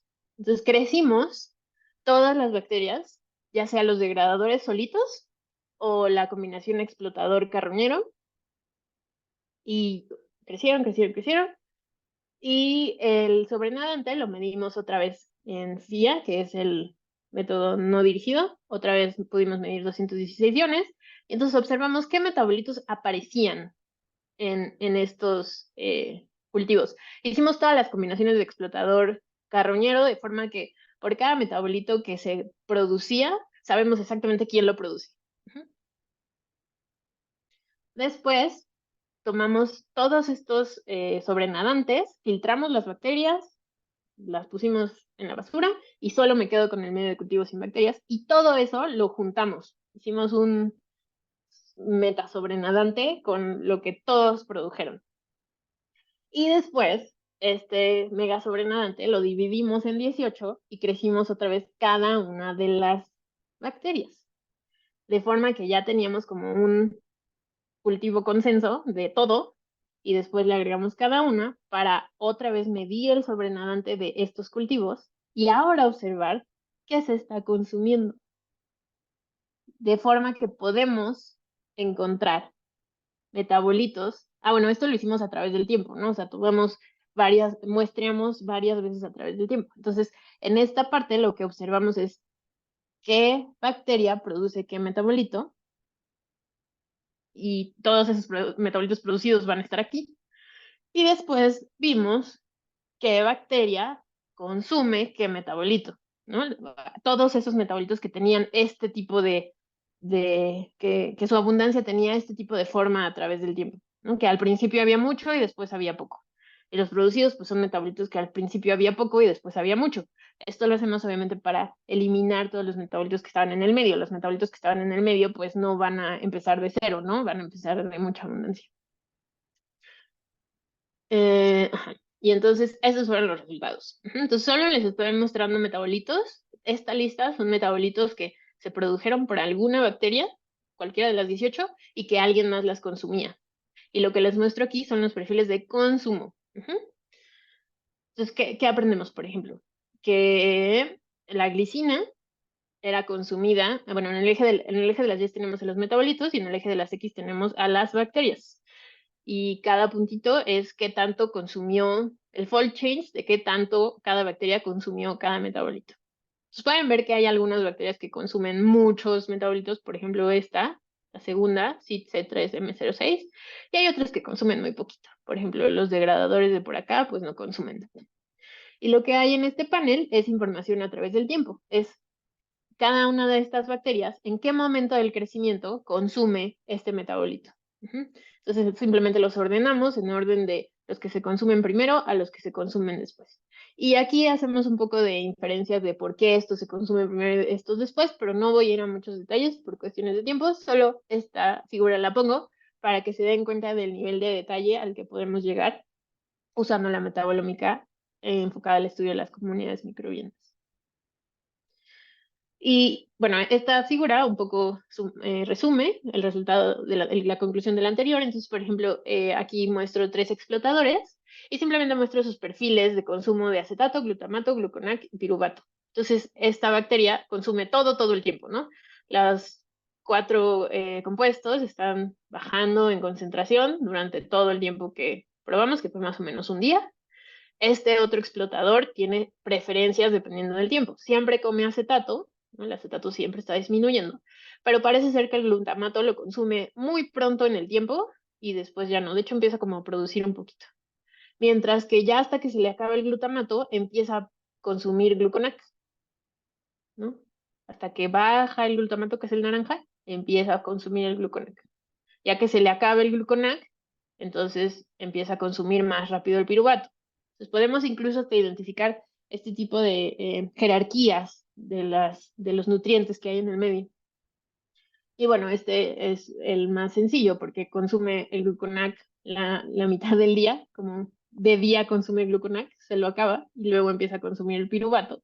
y no le gusta ni el acerdato ni el glutamato, ¿no? De hecho, hasta el glutamato como que lo está produciendo, como que está subiendo. Entonces, ¿qué nos dice esto? Pues un poco nos confirma esta intuición de que dependiendo de qué bacteria llegue primero, es la que va a colonizar después, porque pues si hay mucho, bueno, por ejemplo, si no hay nada de glutamato en el medio, pues esta va a colonizar más, porque no lo necesita. Y entonces así como metabolitos individuales van definiendo quién llega después. Y incluso pues en qué momento, ¿no? Una bacteria que produzca mucho piruvato al principio del crecimiento tal vez no es tan compatible con esta porque este lo necesita al final. Son este tipo de dinámicas las que están detrás de las comunidades que observamos. Bueno, eso es lo que ya dije. Y después ya simplemente, como por vernos muy ambiciosos, volvimos a esta pregunta de, ¿realmente podemos decir qué metabolito define la presencia de cada una de las especies que tenemos en esta mini comunidad? Y entonces resultó ser un poco más complicado de lo que creíamos, pero esto es lo que hicimos. Daniela, no sé Perdón, tienes una pregunta. si tengo muchas, pero no sé si quieras que nos tomemos ahorita 5 minutos de descanso y para que nos entremos a eso y ya regresemos a que termines la presentación y ya te hagamos preguntas. Ok, me parece muy bien. ¿Sí? Bueno, entonces, démonos 5 minutos. Las preguntas que tengan, apúntenlas. Y ahorita regresamos y terminamos. ¿Va? Nos vemos a las 4:26. 4:26, perfecto. Bueno, gracias, Daniela. No, a ti.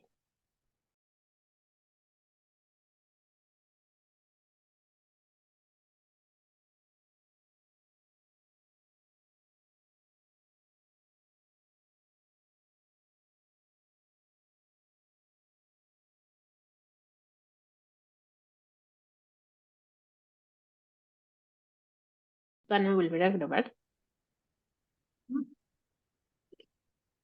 Preguntas.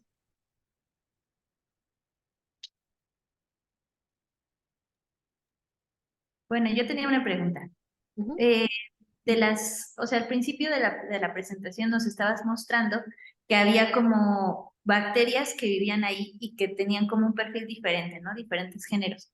Entonces, pero lo que ya sabemos o hemos visto aquí en la clase justo es eso, ¿no? Que hay muchas bacterias o muchos grupos microbianos que no puedes cultivar. Entonces, ¿con quiénes se hizo este experimento? ¿O a la par se trató como de enriquecer y de obtener aislados? ¿O cómo podríamos explorar a lo mejor todo esto en la comunidad entera? Es una gran pregunta. Sí, porque aquí solo estamos utilizando las bacterias que pudimos crecer. Yo creo que ¿cómo lo haríamos en la comunidad con bacterias no cultivables? Pues, o sea, lo que se me ocurre sería, y que no intentamos, sería,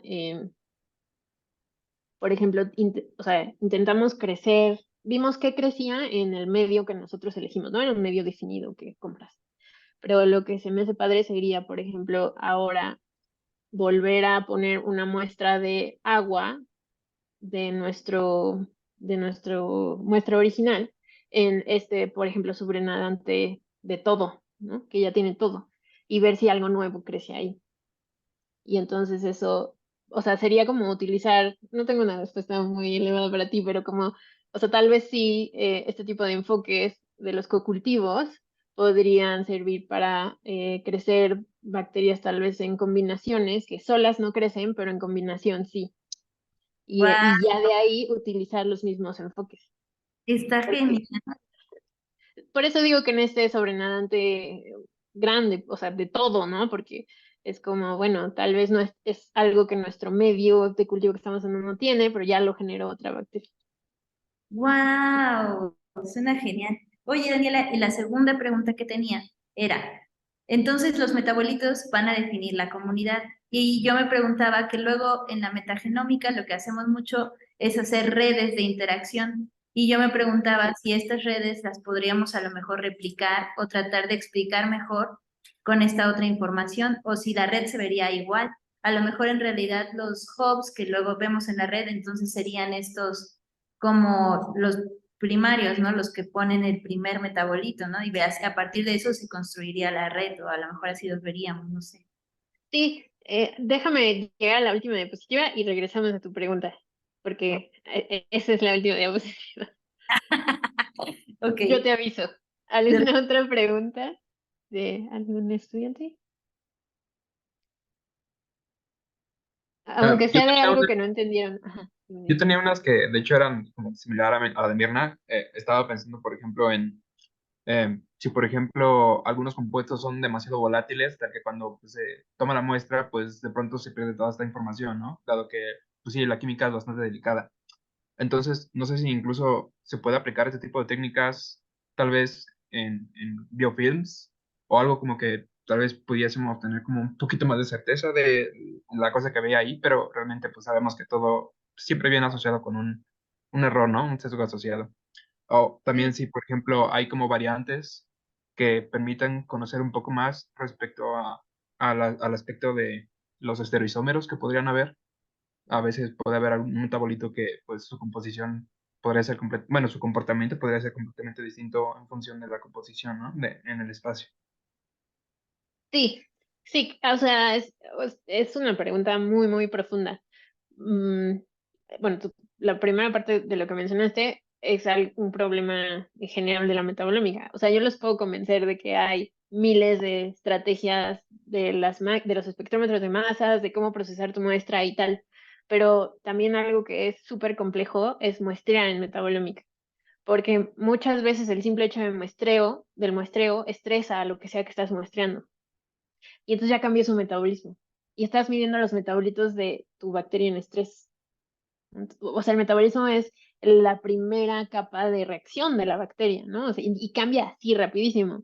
En el laboratorio había un chico que le gustaba ver el mundo arder y entonces se ponía así a hacer experimentos de, no es que ver el mundo arder, pero como ser muy, muy, muy, muy, muy, muy cuidadoso de sus experimentos y entonces se ponía simplemente a decir, voy a medir en el mismo proceso de muestreo 7 muestras seguidas, cuánta variación obtengo. Y entonces terminábamos viendo que sí, o sea, pues para la séptima muestra, eh, cosas tan ridículas como que ya había, o sea, nuestra hipótesis que explicaba sus resultados era que ya había pasado la bacteria tanto tiempo en la pipeta, o sea, la muestra estaba en la pipeta tanto tiempo que ya era una condición anaeróbica o cercana a la anaerobiosis, y entonces ya estaba cambiando su metabolismo, ¿no? Entonces, cosas muy, muy, muy chiquitas de tu muestreo pueden afectar. eh, y son cosas que tal vez no se mencionan mucho en los artículos o no se discuten porque lo que se discute es la técnica que utilizaste. Pero también siempre es muy importante preguntar, ¿y cómo muestreaste? Entonces lo que dices es muy, muy pertinente. O sea, va a haber metabolitos que perdemos simplemente por el muestreo. Va a haber metabolitos que perdemos por esto, ¿no? Porque en el proceso de muestrear ya cambió un poquito el metabolismo. Y por eso es tan importante, o sea, en todo, ¿no? En todo en general, pero yo creo que en especial aquí en tener miles de controles. Esa es la única forma en que puedes realmente lidiar con esto. Tal vez no te puedas deshacer del estrés que le estás provocando a tu bacteria, pero sí tienes una forma de controlarlo, ¿no? De poder eliminar lo que es por estrés, porque incluiste un control. Entonces, un experimento elegante de metabolómica tiene millones de controles. Entonces, sí, claro, estás perdiendo cosas. Sí, innegable. Yo creo que Y por eso nos hiciste mucho hincapié en que para realizar este tipo de experimentos tenemos que saber qué estamos buscando desde un inicio, ¿no? Más bien, yo creo que como que sería como demostrativo de que existe y no tanto como exploratorio, ¿no? De nueva química o algo por el estilo. sí, yo creo que tal vez se podría diseñar algo exploratorio, pero las interpretaciones son muy complicadas. Ajá. Bastante. Es que sí hay gente que Gracias. hace cosas exploratorias, pero es como otro mundo. O sea, sí, no piensen que es como, voy a hacer un screening, a ver qué encuentro. O sea, no, requiere un diseño experimental muy, muy, muy cauteloso, aunque no lo pareciera. ¿Contesté tu pregunta? Sí, sí, sí, no, pues era justamente respecto a si entonces sí, sí había contemplado muchos sesgos dentro de esta técnica y pues sí, ¿no? Entonces por eso explicas que es vital el uso de mil y un controles. Ok, ¿alguna otra pregunta? Yo tengo una pregunta. La primera es sobre la técnica y es si se puede hacer metabolómica en fase no acuosa. Em, y está ligada con una segunda pregunta que tenía y es que, por ejemplo, en microscopía uno a veces eh, hace estas, embebe en algún tipo de plástico o algo así. Y me preguntaba si se podría hacer, por ejemplo, eso en un biofilm, luego hacer cortes y de esos cortes obtener datos para metabolismo. Sí, yo no sé, bueno, hay gente que trabaja como en metabolómica espacial, pero es Ajá. como, a mí se me hace como muy volado, o sea, no sé cómo funciona, o sea, te puedo decir que hay gente que trabaja en eso, lo puedes googlear y o sea, y ver qué encuentras, pero no es como algo que esté en el mainstream, no es algo que se utilice rutinariamente, es como algo que ves en congresos así de gente que lo intenta y que sería como un poco lo que necesitarías para un biofilm, ¿no? Porque o sea, entiendo que te interesaría como ver qué hay en distintos lugares del biofilm. Ah, no me considero una experta en biofilm para nada, pero, pero como al final tienes que hacer la extracción de los metabolitos, yo creería que es difícil mantener esta información espacial. Y, y no he visto nunca un proyecto publicado donde hagan eso. No sé si, digo, no me he puesto a hacer una revisión bibliográfica. Yo nunca lo he visto. Ah, sí, porque al final tienes que explotarlas. Bueno, depende de qué tipo de metabolitos te interesen, pero en general, pues explotas las células lisas las células para extraer los metabolitos. Y sobre lo de la capa líquida, de las tecnologías que yo conozco, no puedo presumir de conocerlas todas. En general necesitas una fase, o sea, necesitas tener en solvente tu muestra. Entonces yo Ok. no conozco de tecnologías que sean sin una fase líquida. Pero pues no puedo arriesgarme a decirte categóricamente que no existen, no lo sé, pero yo no conozco ninguna. Ok. Bueno, muchas gracias. Ujú. Sí, entonces lo del biofilm, pues tal vez sí podrías como hacer algo de que extraes el biofilm y solo es como los metabolitos en el biofilm, pero no creo que llegares a ese nivel de resolución de, en esta sección del biofilm muy cercana a esta otra, no como hacen ahora con la spatial transcriptomics. No estamos ahí para nada. Sí, y justo eso estaba pensando que se podía hacer algo como eso. No, todavía no. Daniela, yo tengo una pregunta. Ujú. Me llama la atención que en la presentación se describen 216 iones, pero considerando que el ensayo se hizo por triplicado, digamos, ¿este número fue consistente o cómo es que siempre se obtenían 216 iones? Pues, ¿sí eran los mismos metabolitos? Sí era consistente a través de las réplicas, sí. O sea, es que obtienes más iones, o sea, en general obtienes más iones, pero después tienes que ir filtrando dependiendo de la calidad, ¿no? O sea, al final yo les mostré como unas cosas hermosas de barritas, pero pues obtienes picos. Y entonces Ujú. también tienes que como utilizar mucho software para determinar qué es un pico y qué no. Y el pico en realidad en qué valor de masa carga está, porque si abajo del pico está así como una montañita como con mucha amplitud, entonces no sabes si está en un valor o en el otro porque cubre tres valores. Entonces, en realidad, pues tú cuando tienes tus datos crudos, pues sí hay mucha variación, pero tienes que analizar todas tus muestras juntas y observar, por ejemplo, solo puedes confiar en los iones, en donde tienes cierto nivel de confianza de que si el pico está llamado en ese valor masa carga y es confiable. Entonces, usualmente lo que haces es decir, ok, en todas mis muestras tengo este pico que es consistente y que tiene un cierto nivel de confianza, y entonces pues voy a observar ese pico en todas mis muestras. Pero hay picos que observas en unas muestras y en otras no es de confiar y entonces los tienes que eliminar. La respuesta de tu pregunta en realidad sería, elegimos ver esos 216 iones en todas las muestras porque eran los de mejor calidad, Ya, pero esos 216 iones sí tenían consistencia en las muestras. Había otros que no, pero los eliminamos. ok, Ujú. va, gracias.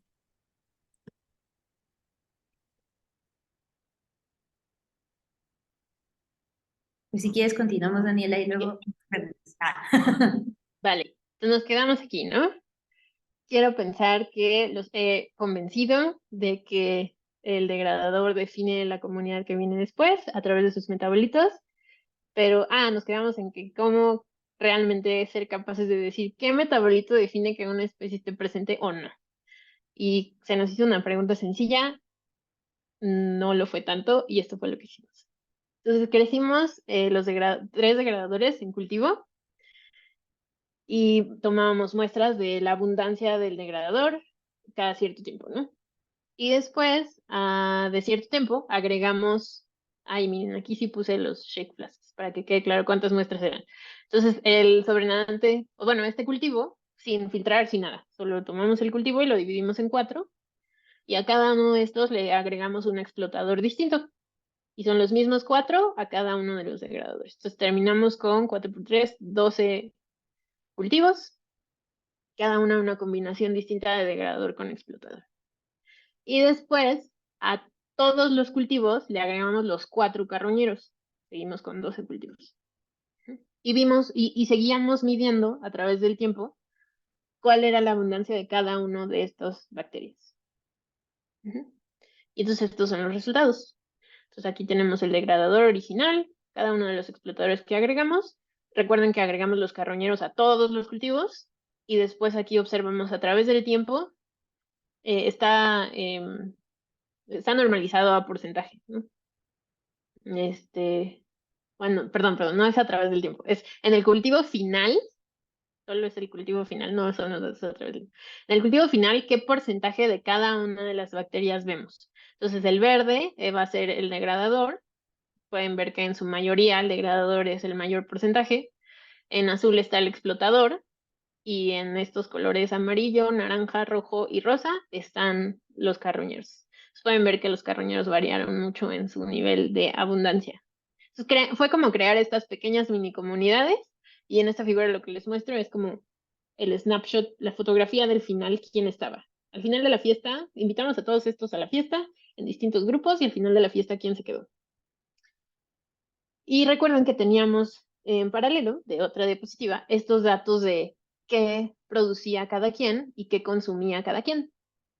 Entonces lo que hicimos fue decir, ok, para cada una de las cepas, identificamos metabolitos. O sea, por ejemplo, tomo este cultivo el principio, BIV A1A01 con SIL A3R06. Y entonces yo digo, ok, ¿qué metabolitos teóricamente había presente en este cultivo en este momento? Pues todos los metabolitos que produce este explotador y todos los metabolitos que produce este degradador. Como no hay ningún carroñero, solo esos metabolitos estaban presentes.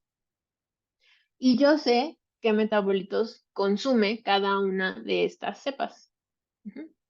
Entonces yo también puedo saber, como si pongo estos dos creciendo juntos, puedo eliminar metabolitos que sé que uno está produciendo y el otro está consumiendo, ¿no? Todo esto es teórico, todo esto es computacional.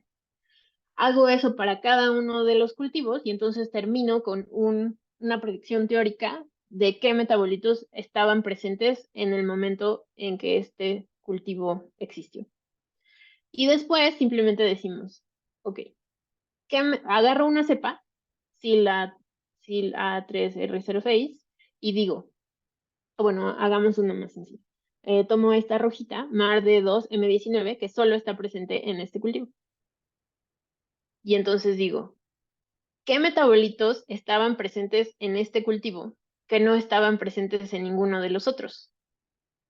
Y hipotetizo que esos metabolitos son los responsables de que esa bacteria haya crecido aquí, porque solo creció en este cultivo, y entonces deben ser metabolitos que solo están aquí. Y asumimos que fueron producidos por los otros. Entonces hicimos eso para todas las posibles combinaciones. Insisto, todo esto es teórico, pero terminamos logrando esta pequeña red, que creo que es un poco a lo que iba Mirna en su pregunta, en donde, pues, una vez más tenemos, es como la figura que les mostré al principio, en donde decíamos, bueno, los degradadores consumen quitina, y después los explotadores los oligómeros, y después los carroñeros alimentan de los subproductos. Bueno, lo que logramos aquí es ponerle un nombre a los subproductos y decir quién lo está produciendo y quién lo está consumiendo. Y ya lo que no hicimos, pero mi colega postdoc soñaba, era como después tratar, lo intentamos un poquito, pero era muy complicado, necesitábamos los experimentos. Lo que intentábamos era tratar de entonces predecir si yo pongo esta bacteria y esta bacteria a crecer juntos, ¿qué otros van a crecer? Y entonces ese fue como el sueño que nos quedó pendiente, pero bueno, con esta pequeña historia ya teníamos, bueno, decidimos, con este pequeño resultado decidimos terminar la historia. Y solo para que Mirna sea más feliz, voy a ahondar en dos de estas historias, que es el caso de Col C2M11 y Sila 3R06, que son muy particulares porque pueden ver que Sila 3R06 no alimenta a nadie en realidad, y Col C2M11 parece dar un montón de metabolitos. Entonces Sila 3R06 es que como pueden ver, nadie más crece cuando Sila 3R06 está presente en el cultivo. No crece ninguno de los carroñeros. Y decíamos, bueno, pero eso tiene sentido con el resto de nuestros resultados. Y de hecho, cuando nos vamos aquí, si recordarán, esto es el perfil de metabolitos consumidos, ¿no? Por cada bacteria que consume. Pueden ver que SIL A3R06 es uno de los que más metabolitos consume. Consume un montón. Entonces, lo que nos... Ah, bueno, y después, esto no se los enseñé, pero bueno, experiments not shown, pero aquí está la data. Esto fue que medimos con metabolómica dirigida estos compuestos y vimos quién los producía. Y entonces, en estos, lo único que les quiero mostrar aquí es que SILA 3R06 parece no producir nada en crecimiento en gluconeto. Entonces, es una bacteria que come muchísimo, consume un montón de cosas que otros producen, pero no produce nada. Y entonces tiene todo el sentido del mundo que cuando la pones en un cultivo, pues se come todo y no deja nada para que otras bacterias puedan llegar a utilizar o sea, no crea un nuevo nicho para que nuevas bacterias lleguen. Simplemente llega a la fiesta, se come toda la comida, no trajo nada de botana, pues ya se acabó la fiesta y nadie llega, ¿no?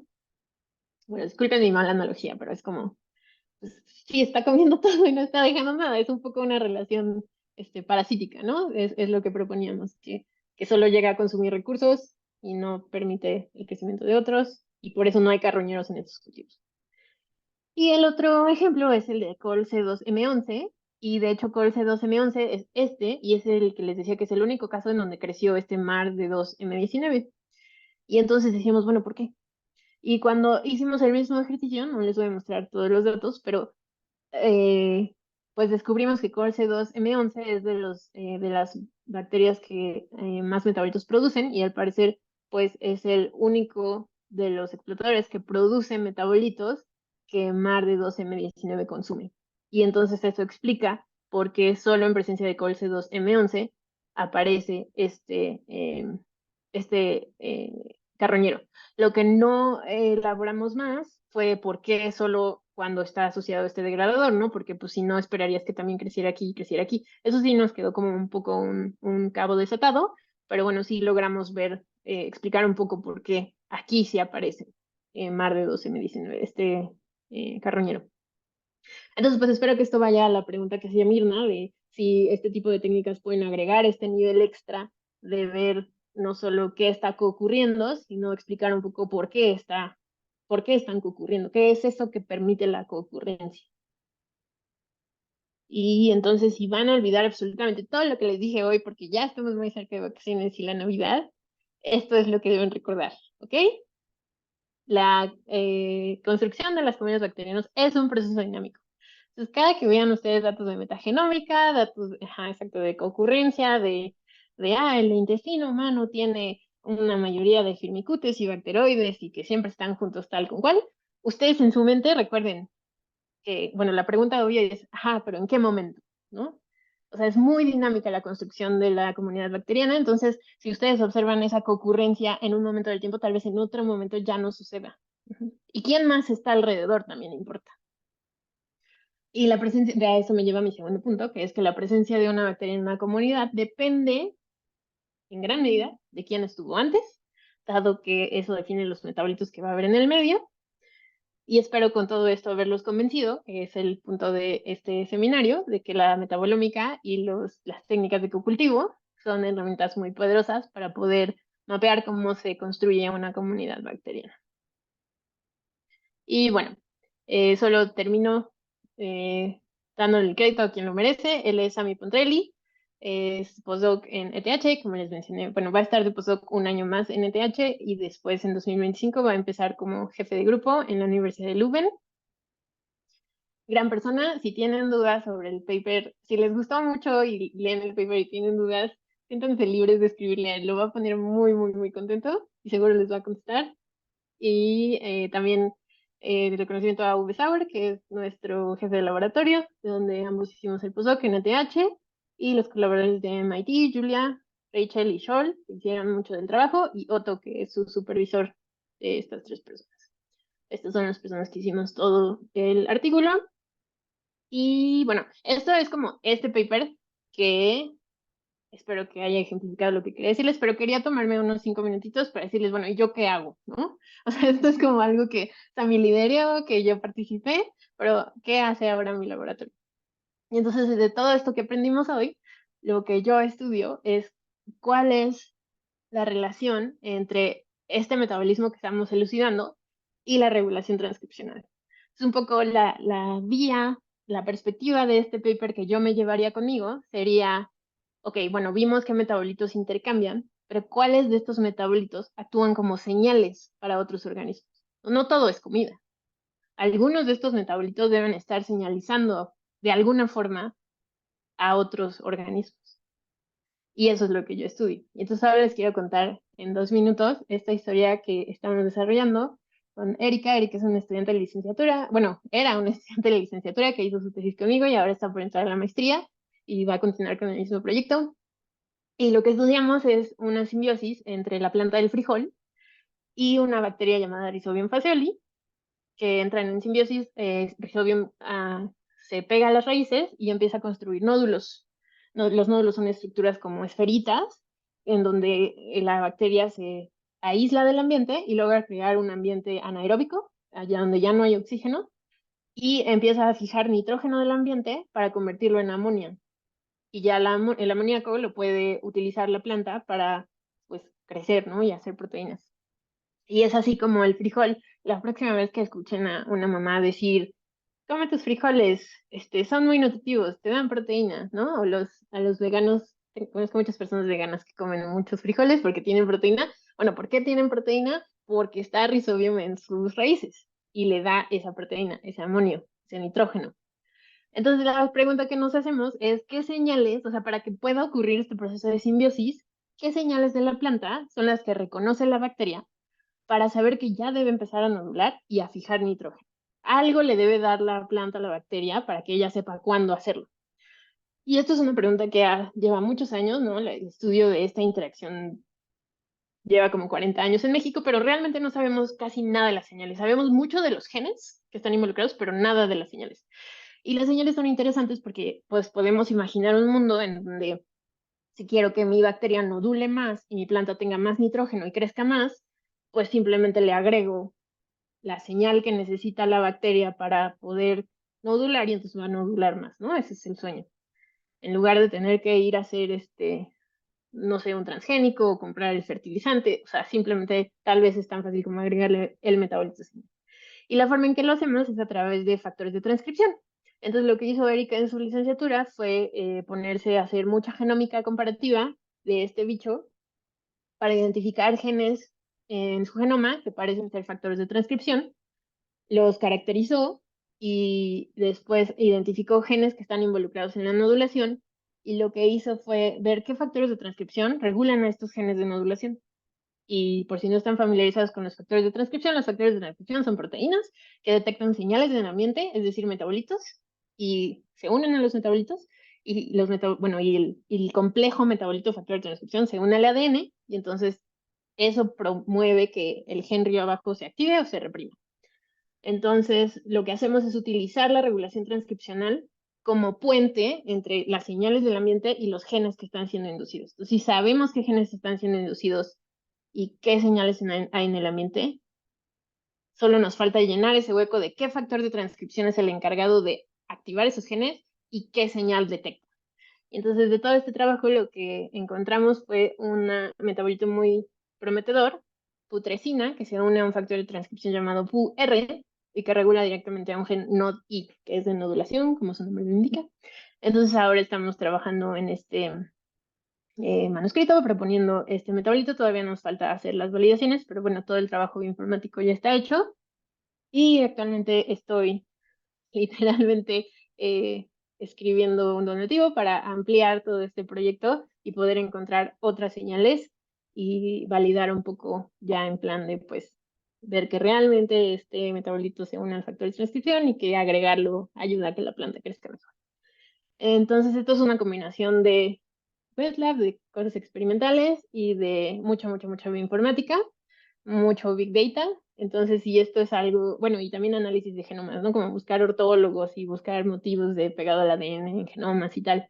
Entonces, si cualquiera de estas cosas son cosas que les interesan, siéntense muy libres de escribirme. Estoy siempre buscando alumnos de cualquier nivel o síganme en Twitter, bueno, o sea, sí síganme, pero también pueden mandarme si no me quieren mandar un correo, pueden escribirme directamente por mensaje directo en Twitter, lo cual demuestra mi edad, pero me niego a decir X, y ya está, ese es mi handle. Y pues con esto termino, no sé si haya más preguntas, pero les agradezco mucho su atención.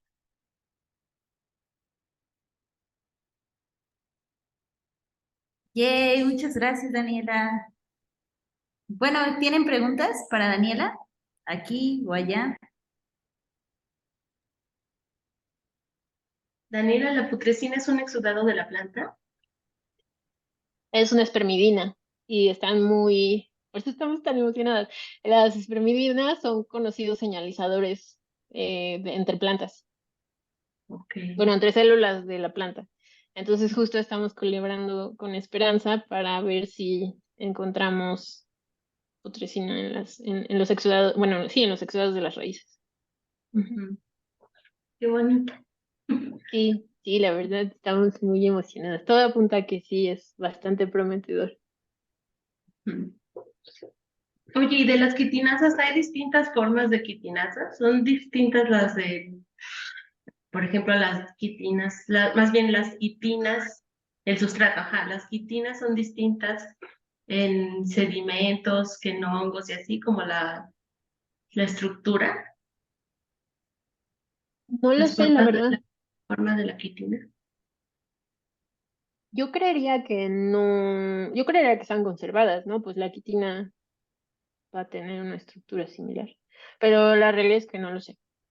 Pero tu pregunta me hace pensar que algo que podríamos hacer y que es muy fácil de hacer es ver si las quitinasas son las mismas en todos los degradadores. Ajá, algo así. Sí, y que en realidad podría ser tan simple como que desde el perfil de quitinasas que hay en el organismo podemos explicar los metabolitos que se generan al final de la comunidad. Digo, es como un sueño, pero o sea, es algo que no revisamos y que habría sido muy interesante simplemente ver las secuencias, ¿no? De las proteínas. Ujú. Sí, está muy bonito también. Y es que ya, no, yo no estoy anotando las preguntas, pero por ejemplo, esto último, también, bueno, no lo último, ¿no? Sino ya englobando todo lo de cuando veíamos la abundancia de la bacteria que comía todo y no proporcionaba nada, Ujú. también nos lleva hacia las asunciones que de pronto hacemos cuando estudiamos comunidades, cuando le damos valor a las abundancias, ¿no? Y pensamos que las que están bien abundantes están haciendo cosas y son súper importantes para la comunidad. Y un estudio más detallado, como el que nos estuviste platicando, pues corrobora toda la contraparte, ¿no? De quizá, pues eso, de no darle tanto peso a la abundancia. Sí, no siempre abundancia implica cooperación, ¿no? Puede Ujú. ser abundante porque se está comiendo todo. Sí, sí. Sí, sí, es un gran punto. Wow. Está bien padre, Daniela. Yo estaba pensando, al principio de tu plática nos estabas diciendo que hay mucho campo para el desarrollo bioinformático aquí. ¿A qué te refieres con eso? En específico en esa parte lo decía porque, digo, no entré en mucho detalle, pero les mencioné en algún punto que yo obtengo del espectrómetro de masas, en mi espectro, esto, y el saber, bueno, y este espectro de masa carga, ¿qué es muy complejo? Es lo que mencionaba antes de, ok, está el pico, pero ¿qué tan ancho voy a permitir que sea el pico? ¿Qué tan alto debe ser el pico para tomarlo como un metabolito que está presente en una abundancia significativa? como todas estas cuestiones de cómo procesar los datos crudos que salen del espectrómetro de masas, a terminar diciendo medimos 216 iones, es un esfuerzo bioinformático súper grande. O sea, la verdad es que nosotros estábamos en la gloria en ese laboratorio porque como solo hacen metabolómica, ya a través de los años se han generado scripts donde pues ya básicamente solo eliges tus opciones. Pero, o sea, alguien que, o sea, yo en unos meses, si me dan los datos crudos, pues tienes que hacer todo este trabajo de nuevo. Y siento yo que como la metabolómica no es tan usada actualmente, o sea, al menos no al nivel como por ejemplo en RNA-seq, no es, no hay así gran variedad de opciones para que te analicen tus datos automáticamente. Entonces creo que es un nicho en donde todavía hay mucho por hacer. A eso me refería. ¡Ay, qué padre! Pues a mí sí me gustó, fue muy padre lo que nos estuviste platicando. Y sí, yo también me quedo muy extrañada de esa cosa que está ahí solamente consumiendo todo. ¡Qué mala onda! Sí, en el lab lo llevábamos días o... Sí. Bueno, pero también me quedé pensando porque alguna vez cuando leía sobre los experimentos del origen de la multicelularidad, entonces cuando han tratado de replicar la multicelularidad como experimentalmente, las comunidades colapsan y justo porque encuentran un fenotipo que ellos le llaman el fenotipo de los cheaters. Y el cheater pues justamente es uno que está ahí como que fingiendo que sí, forma parte de la comunidad, pero en realidad solamente se come todo lo que los demás están ahí echando y él pues no hace nada y colapsa la comunidad eventualmente. Qué Y nos profundo, ¿no? colapsa sí, es súper profundo. Pero en este caso, pues subsiste. Entonces es interesante que cómo se pueden mantener esos fenotipos. O Pero al sea, mismo tiempo apareció la multicelularidad. O sea, como que o sea, las dos cosas pueden vencer, ¿no? O sea, encuentran el nicho en donde pueden perpetuarse. Por un lado, no triunfó la cooperación de la multicelularidad en algún punto de la evolución, pero también existen estos ejemplos donde solo están ahí consumiendo. ajá, qué guau. Me Sí. encanta. Sí, es cierto. Y como dice Diana, pues a veces pensamos que lo más abundante debe de ser lo que está produciendo cosas, pero simplemente podría estar solamente engañándonos. Exacto, está padrísimo. Sí, o sea, creo que es un poco este paradigma de si está ahí debe tener una función. Y no consideramos que tal vez solo está ahí porque está agandallando todo, ¿no? Ajá. Exacto. Wow, qué padre. Sí, pues está muy padre. No sé si tienen más preguntas para Daniela. A ver, Cristian. ¿En algún momento pusiste unas tablitas de 12? Tú me dices cuándo parar. eh, sí.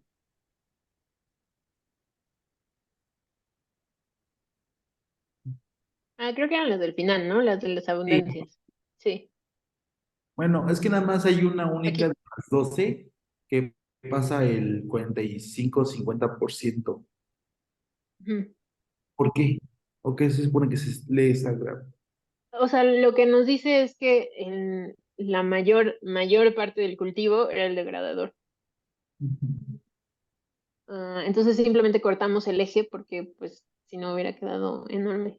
Entonces el único caso en donde donde la abundancia de las otras especies alcanzó o cruzó, bueno, alcanzó la mitad del cultivo, que sería el 50%, fue en Alta 3R04, donde al parecer los carroñeros crecieron bastante y también el degradador creció mucho.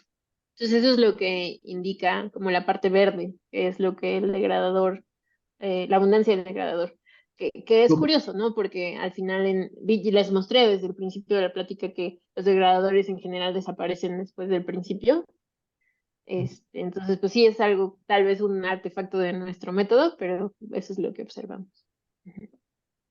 Vale, gracias.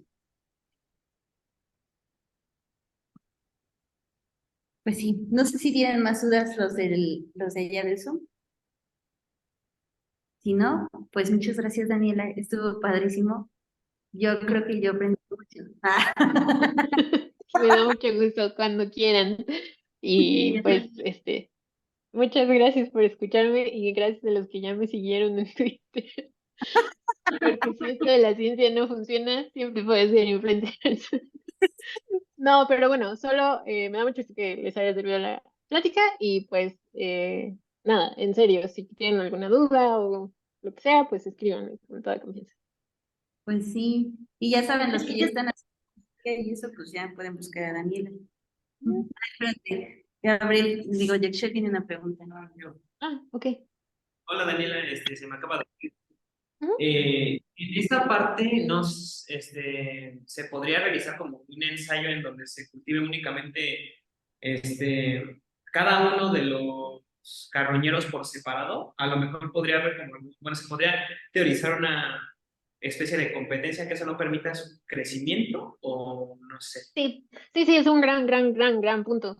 O sea, ya no lo hicimos porque eran demasiados cultivos, pero sí, o sea, seguro debe haber una relación de competencia entre los carroñeros. Entonces, bueno, yo las explicaciones que les di para explicar estos resultados, pues se enfocaban como en los degradadores, digo, en los explotadores, ¿no? Pero si hiciéramos lo que tú mencionas, por supuesto, podríamos terminar teniendo conclusiones también de cuáles son las dinámicas entre los carroñeros. Si vemos que, o incluso, o sea, lo ideal sería poder hacer todas las combinaciones, ¿no? Y ver cuáles crecen juntos y cuáles no, y entonces terminar con como este mismo mapa de relaciones, pero poniéndoles una etiqueta de cooperación-competencia y Ok. tratar de definir cuáles son esos metabolitos que les ayuda a cooperar, o sea, que intercambian, o cuáles son esos metabolitos por los que luchan. O sea, yo creo que eso sería como si tuviéramos todo el dinero del mundo y todos los estudiantes del mundo, estaría increíble hacer eso.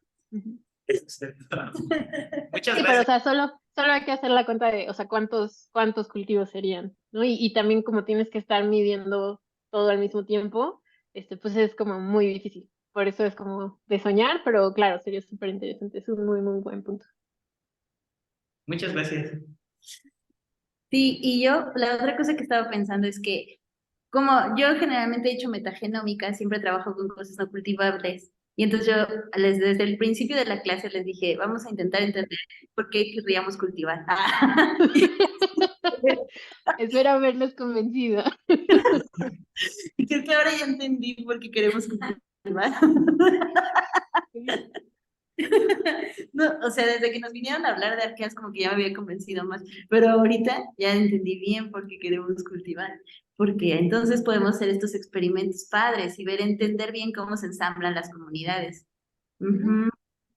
Sí, en eso te iba a preguntar, en la teoría de comunidades, el ensamble de comunidades, ¿tú crees que entonces sí existen como las comunidades estables? O sea, si llegamos a un clímax y las comunidades sí llegan como a un ensamble específico, digamos, o como decías ahorita que todo es como muy cambiante o siempre es como muy estocástico. O sea, entonces, ajá, eso es lo que estaba pensando, que a lo mejor las comunidades, o Es sea, que yo creo que ahí la pregunta, o sea, para hacer esa pregunta más precisa, tendrías que establecer en qué escala de tiempo, ¿no? O sea, si me preguntas, ¿puede haber una comunidad estable en una escala de minutos? Probablemente sí, porque también dependiendo de dónde esté la comunidad, pues su ambiente cambia también con cierto rate, ¿no? A cierta tasa, o sea, tal vez haya comunidades cuyo ambiente cambia cada hora. Entonces, pues sí, ahí me hace todo el sentido que sean estables en la escala de horas. Va a haber comunidades, no sé, el intestino supongo que cambia muy rápido, no lo sé, pero quiero imaginar que pues cada que comes algo ahí ya cambió todo, ya hay como nichos y así, ¿no? Sí, sí, hay muchos experimentos donde te hacen cambiar de dieta para que haya nuevos nichos en tu intestino. Entonces, el intestino cambia mucho, entonces creería que las comunidades son menos estables. Entonces, ajá, creo que tu pregunta, para poder responder tu pregunta, tendría que definir como la escala de tiempo de la que estamos hablando. Y sobre eso ya sería como muy específico de la comunidad. No creo que podríamos hacer generalizaciones así yo creo que sería muy arriesgado, que sí lo dije, pero bueno, muy arriesgado decir, es que siempre son dinámicas, o siempre son, o suelen ser, alcanzan un steady state. No, pues depende, ¿no? Ajá, eso creo yo, pero tampoco soy tan experta como ustedes en comunidades microbianas. a ver, Carla. Oye, Daniela, y en este sentido que estamos discutiendo, pues si estas comunidades pueden llegar a un clímax de casualidad, o sea, en los antecedentes encontraron alguna composición similar en alguna otra parte de, no sé, de las costas de Estados Unidos o algo así, o son como los pioneros en encontrar estas relaciones ecológicas. Am, por relaciones ecológicas, ¿te refieres a los metabolitos o a que estén estas especies juntas? Ajá, como la red que nos mostraste. Ah, no lo checamos. Ok. ¿Cómo qué tan común es encontrar estas especies juntas? No, porque honestamente, o sea, esto inició como un esfuerzo de ver si podíamos rastrear los metabolitos. Entonces fue Mm, como más de, pues necesitamos una comunidad modelo, ¿no? Bueno, ok, crecimos 18, ok, ya, con esta. Pero no tratábamos de tanto de sacar conclusiones de ecología marina, por ejemplo. O sea, no me arriesgaría a tomar estos datos para convencerte de que, claramente hay mucho así de, claramente el glutamato no es tan importante, ¿no? Porque hay bacterias que no lo comen, o sea, no. Entonces, pues la respuesta honesta es no lo checamos porque no era como tan relevante para nosotros y simplemente era como de, bueno, están estas bacterias, ¿cómo se construyen, cómo construyen una comunidad? No lo sé. claro, ¿Por sí. qué, por qué crees que sería interesante? No, pues es que estaba pensando que pues justo muchas de las bacterias que viven en el mar tienen implicaciones en los ciclos biogeoquímicos, ¿no? Ujú. Entonces, pues la quitina es como su principal alimento, entonces sería interesante ver si se replican como este tipo de relaciones, eh, pues sí, entre degradadores, carroñeros y demás, como para ver también cómo van a influir pues a gran escala, ¿no? Pero pues nada más se me ocurrió. Sí, claro. O sea, bueno, lo que me hace pensar lo que mencionas es que tal vez si encontráramos estas mismas bacterias ya no en el mar, sino en un ambiente distinto en la tierra, no sé si estoy diciendo qué tantas tonterías estoy diciendo, pero imagínense que pudiéramos llevar esta comunidad a la tierra, que es un ambiente completamente distinto, tal vez incluso afectaría las relaciones, ¿no? Entonces, sería, ajá, sí, entonces si supiéramos si existen juntas en otros ambientes, podríamos un poco explorar eso. Ujú. Sí, sería interesante. Sí, siempre hay mucho que hacer. Por eso, escríbenme Gracias. si lo quieren hacer ustedes. O a Sammy y vayan a Bélgica a hacer cosas así. Él sí trabaja con cosas marinas. Carla se quiere ir a Europa, entonces tal vez sí. Te lo recomiendo. Si te gusta el mar. Creo que trabaja, bueno, quiere hacer cosas como de, este, de captación de carbono en el mar. Como que le gustan mucho las cosas de cambio climático y así. Y cómo revertirlo usando el mar. Padrísimo. Bueno, pues estuvo bien padre, Daniela. Pues sí, yo creo que está bien padre porque muchas veces, y yo insisto, en los trabajos metagenómicos siempre decimos, bueno, seguramente estas cosas coexisten porque se comen el subproducto del otro y ya. Pero nunca lo probamos y esto es como de, sí lo podríamos probar. En realidad podríamos probarlo. Ajá. Sí, sí, sí. Es muy interesante. Y, Pues bueno, y bioinformáticamente, ¿cómo convergería la genómica y la metabolómica? Es- ¿Hay algún punto donde se junten o más bien toda esta información que saca como qué metabolito produce cada bacteria es, bueno, en el caso del que nos presentaste, pues lo sabían porque estuvieron escrineando cada una, ¿no? Pero si hicieras algo masivo, ¿cómo podríamos hacer una convergencia o algo así? No sé. Pues donde se conectan es justo en que estos metabolitos están siendo producidos por alguna enzima que tiene que estar en el genoma, ¿no?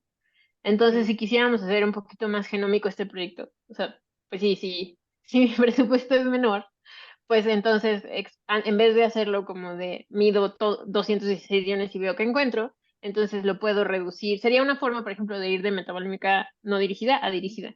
Exploro qué enzimas hay en mi bacteria y excluyo los metabolitos que esta bacteria no puede producir, ¿no? Y entonces la genómica te sirve como para delimitar tu campo de trabajo de la metabolómica. ¿Tiene sentido lo que digo? Sí, sí, sí. Ujú. Y también el otro lado, ¿no? Que es un poco lo que yo veo con el proyecto que les presenté al final.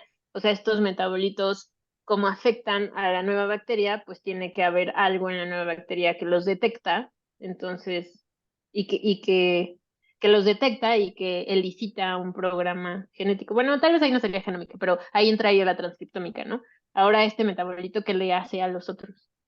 ¿Cómo afecta eso al metabolismo del que sigue? Lo podríamos ver también a nivel transcriptómico. Wow. Muchas ómicas. Pues está muy padre. Muchas gracias, Daniela. No, a Sí. ustedes, que tengan linda tarde y gracias por invitarme. ¿Quieres detener la grabación, Diana?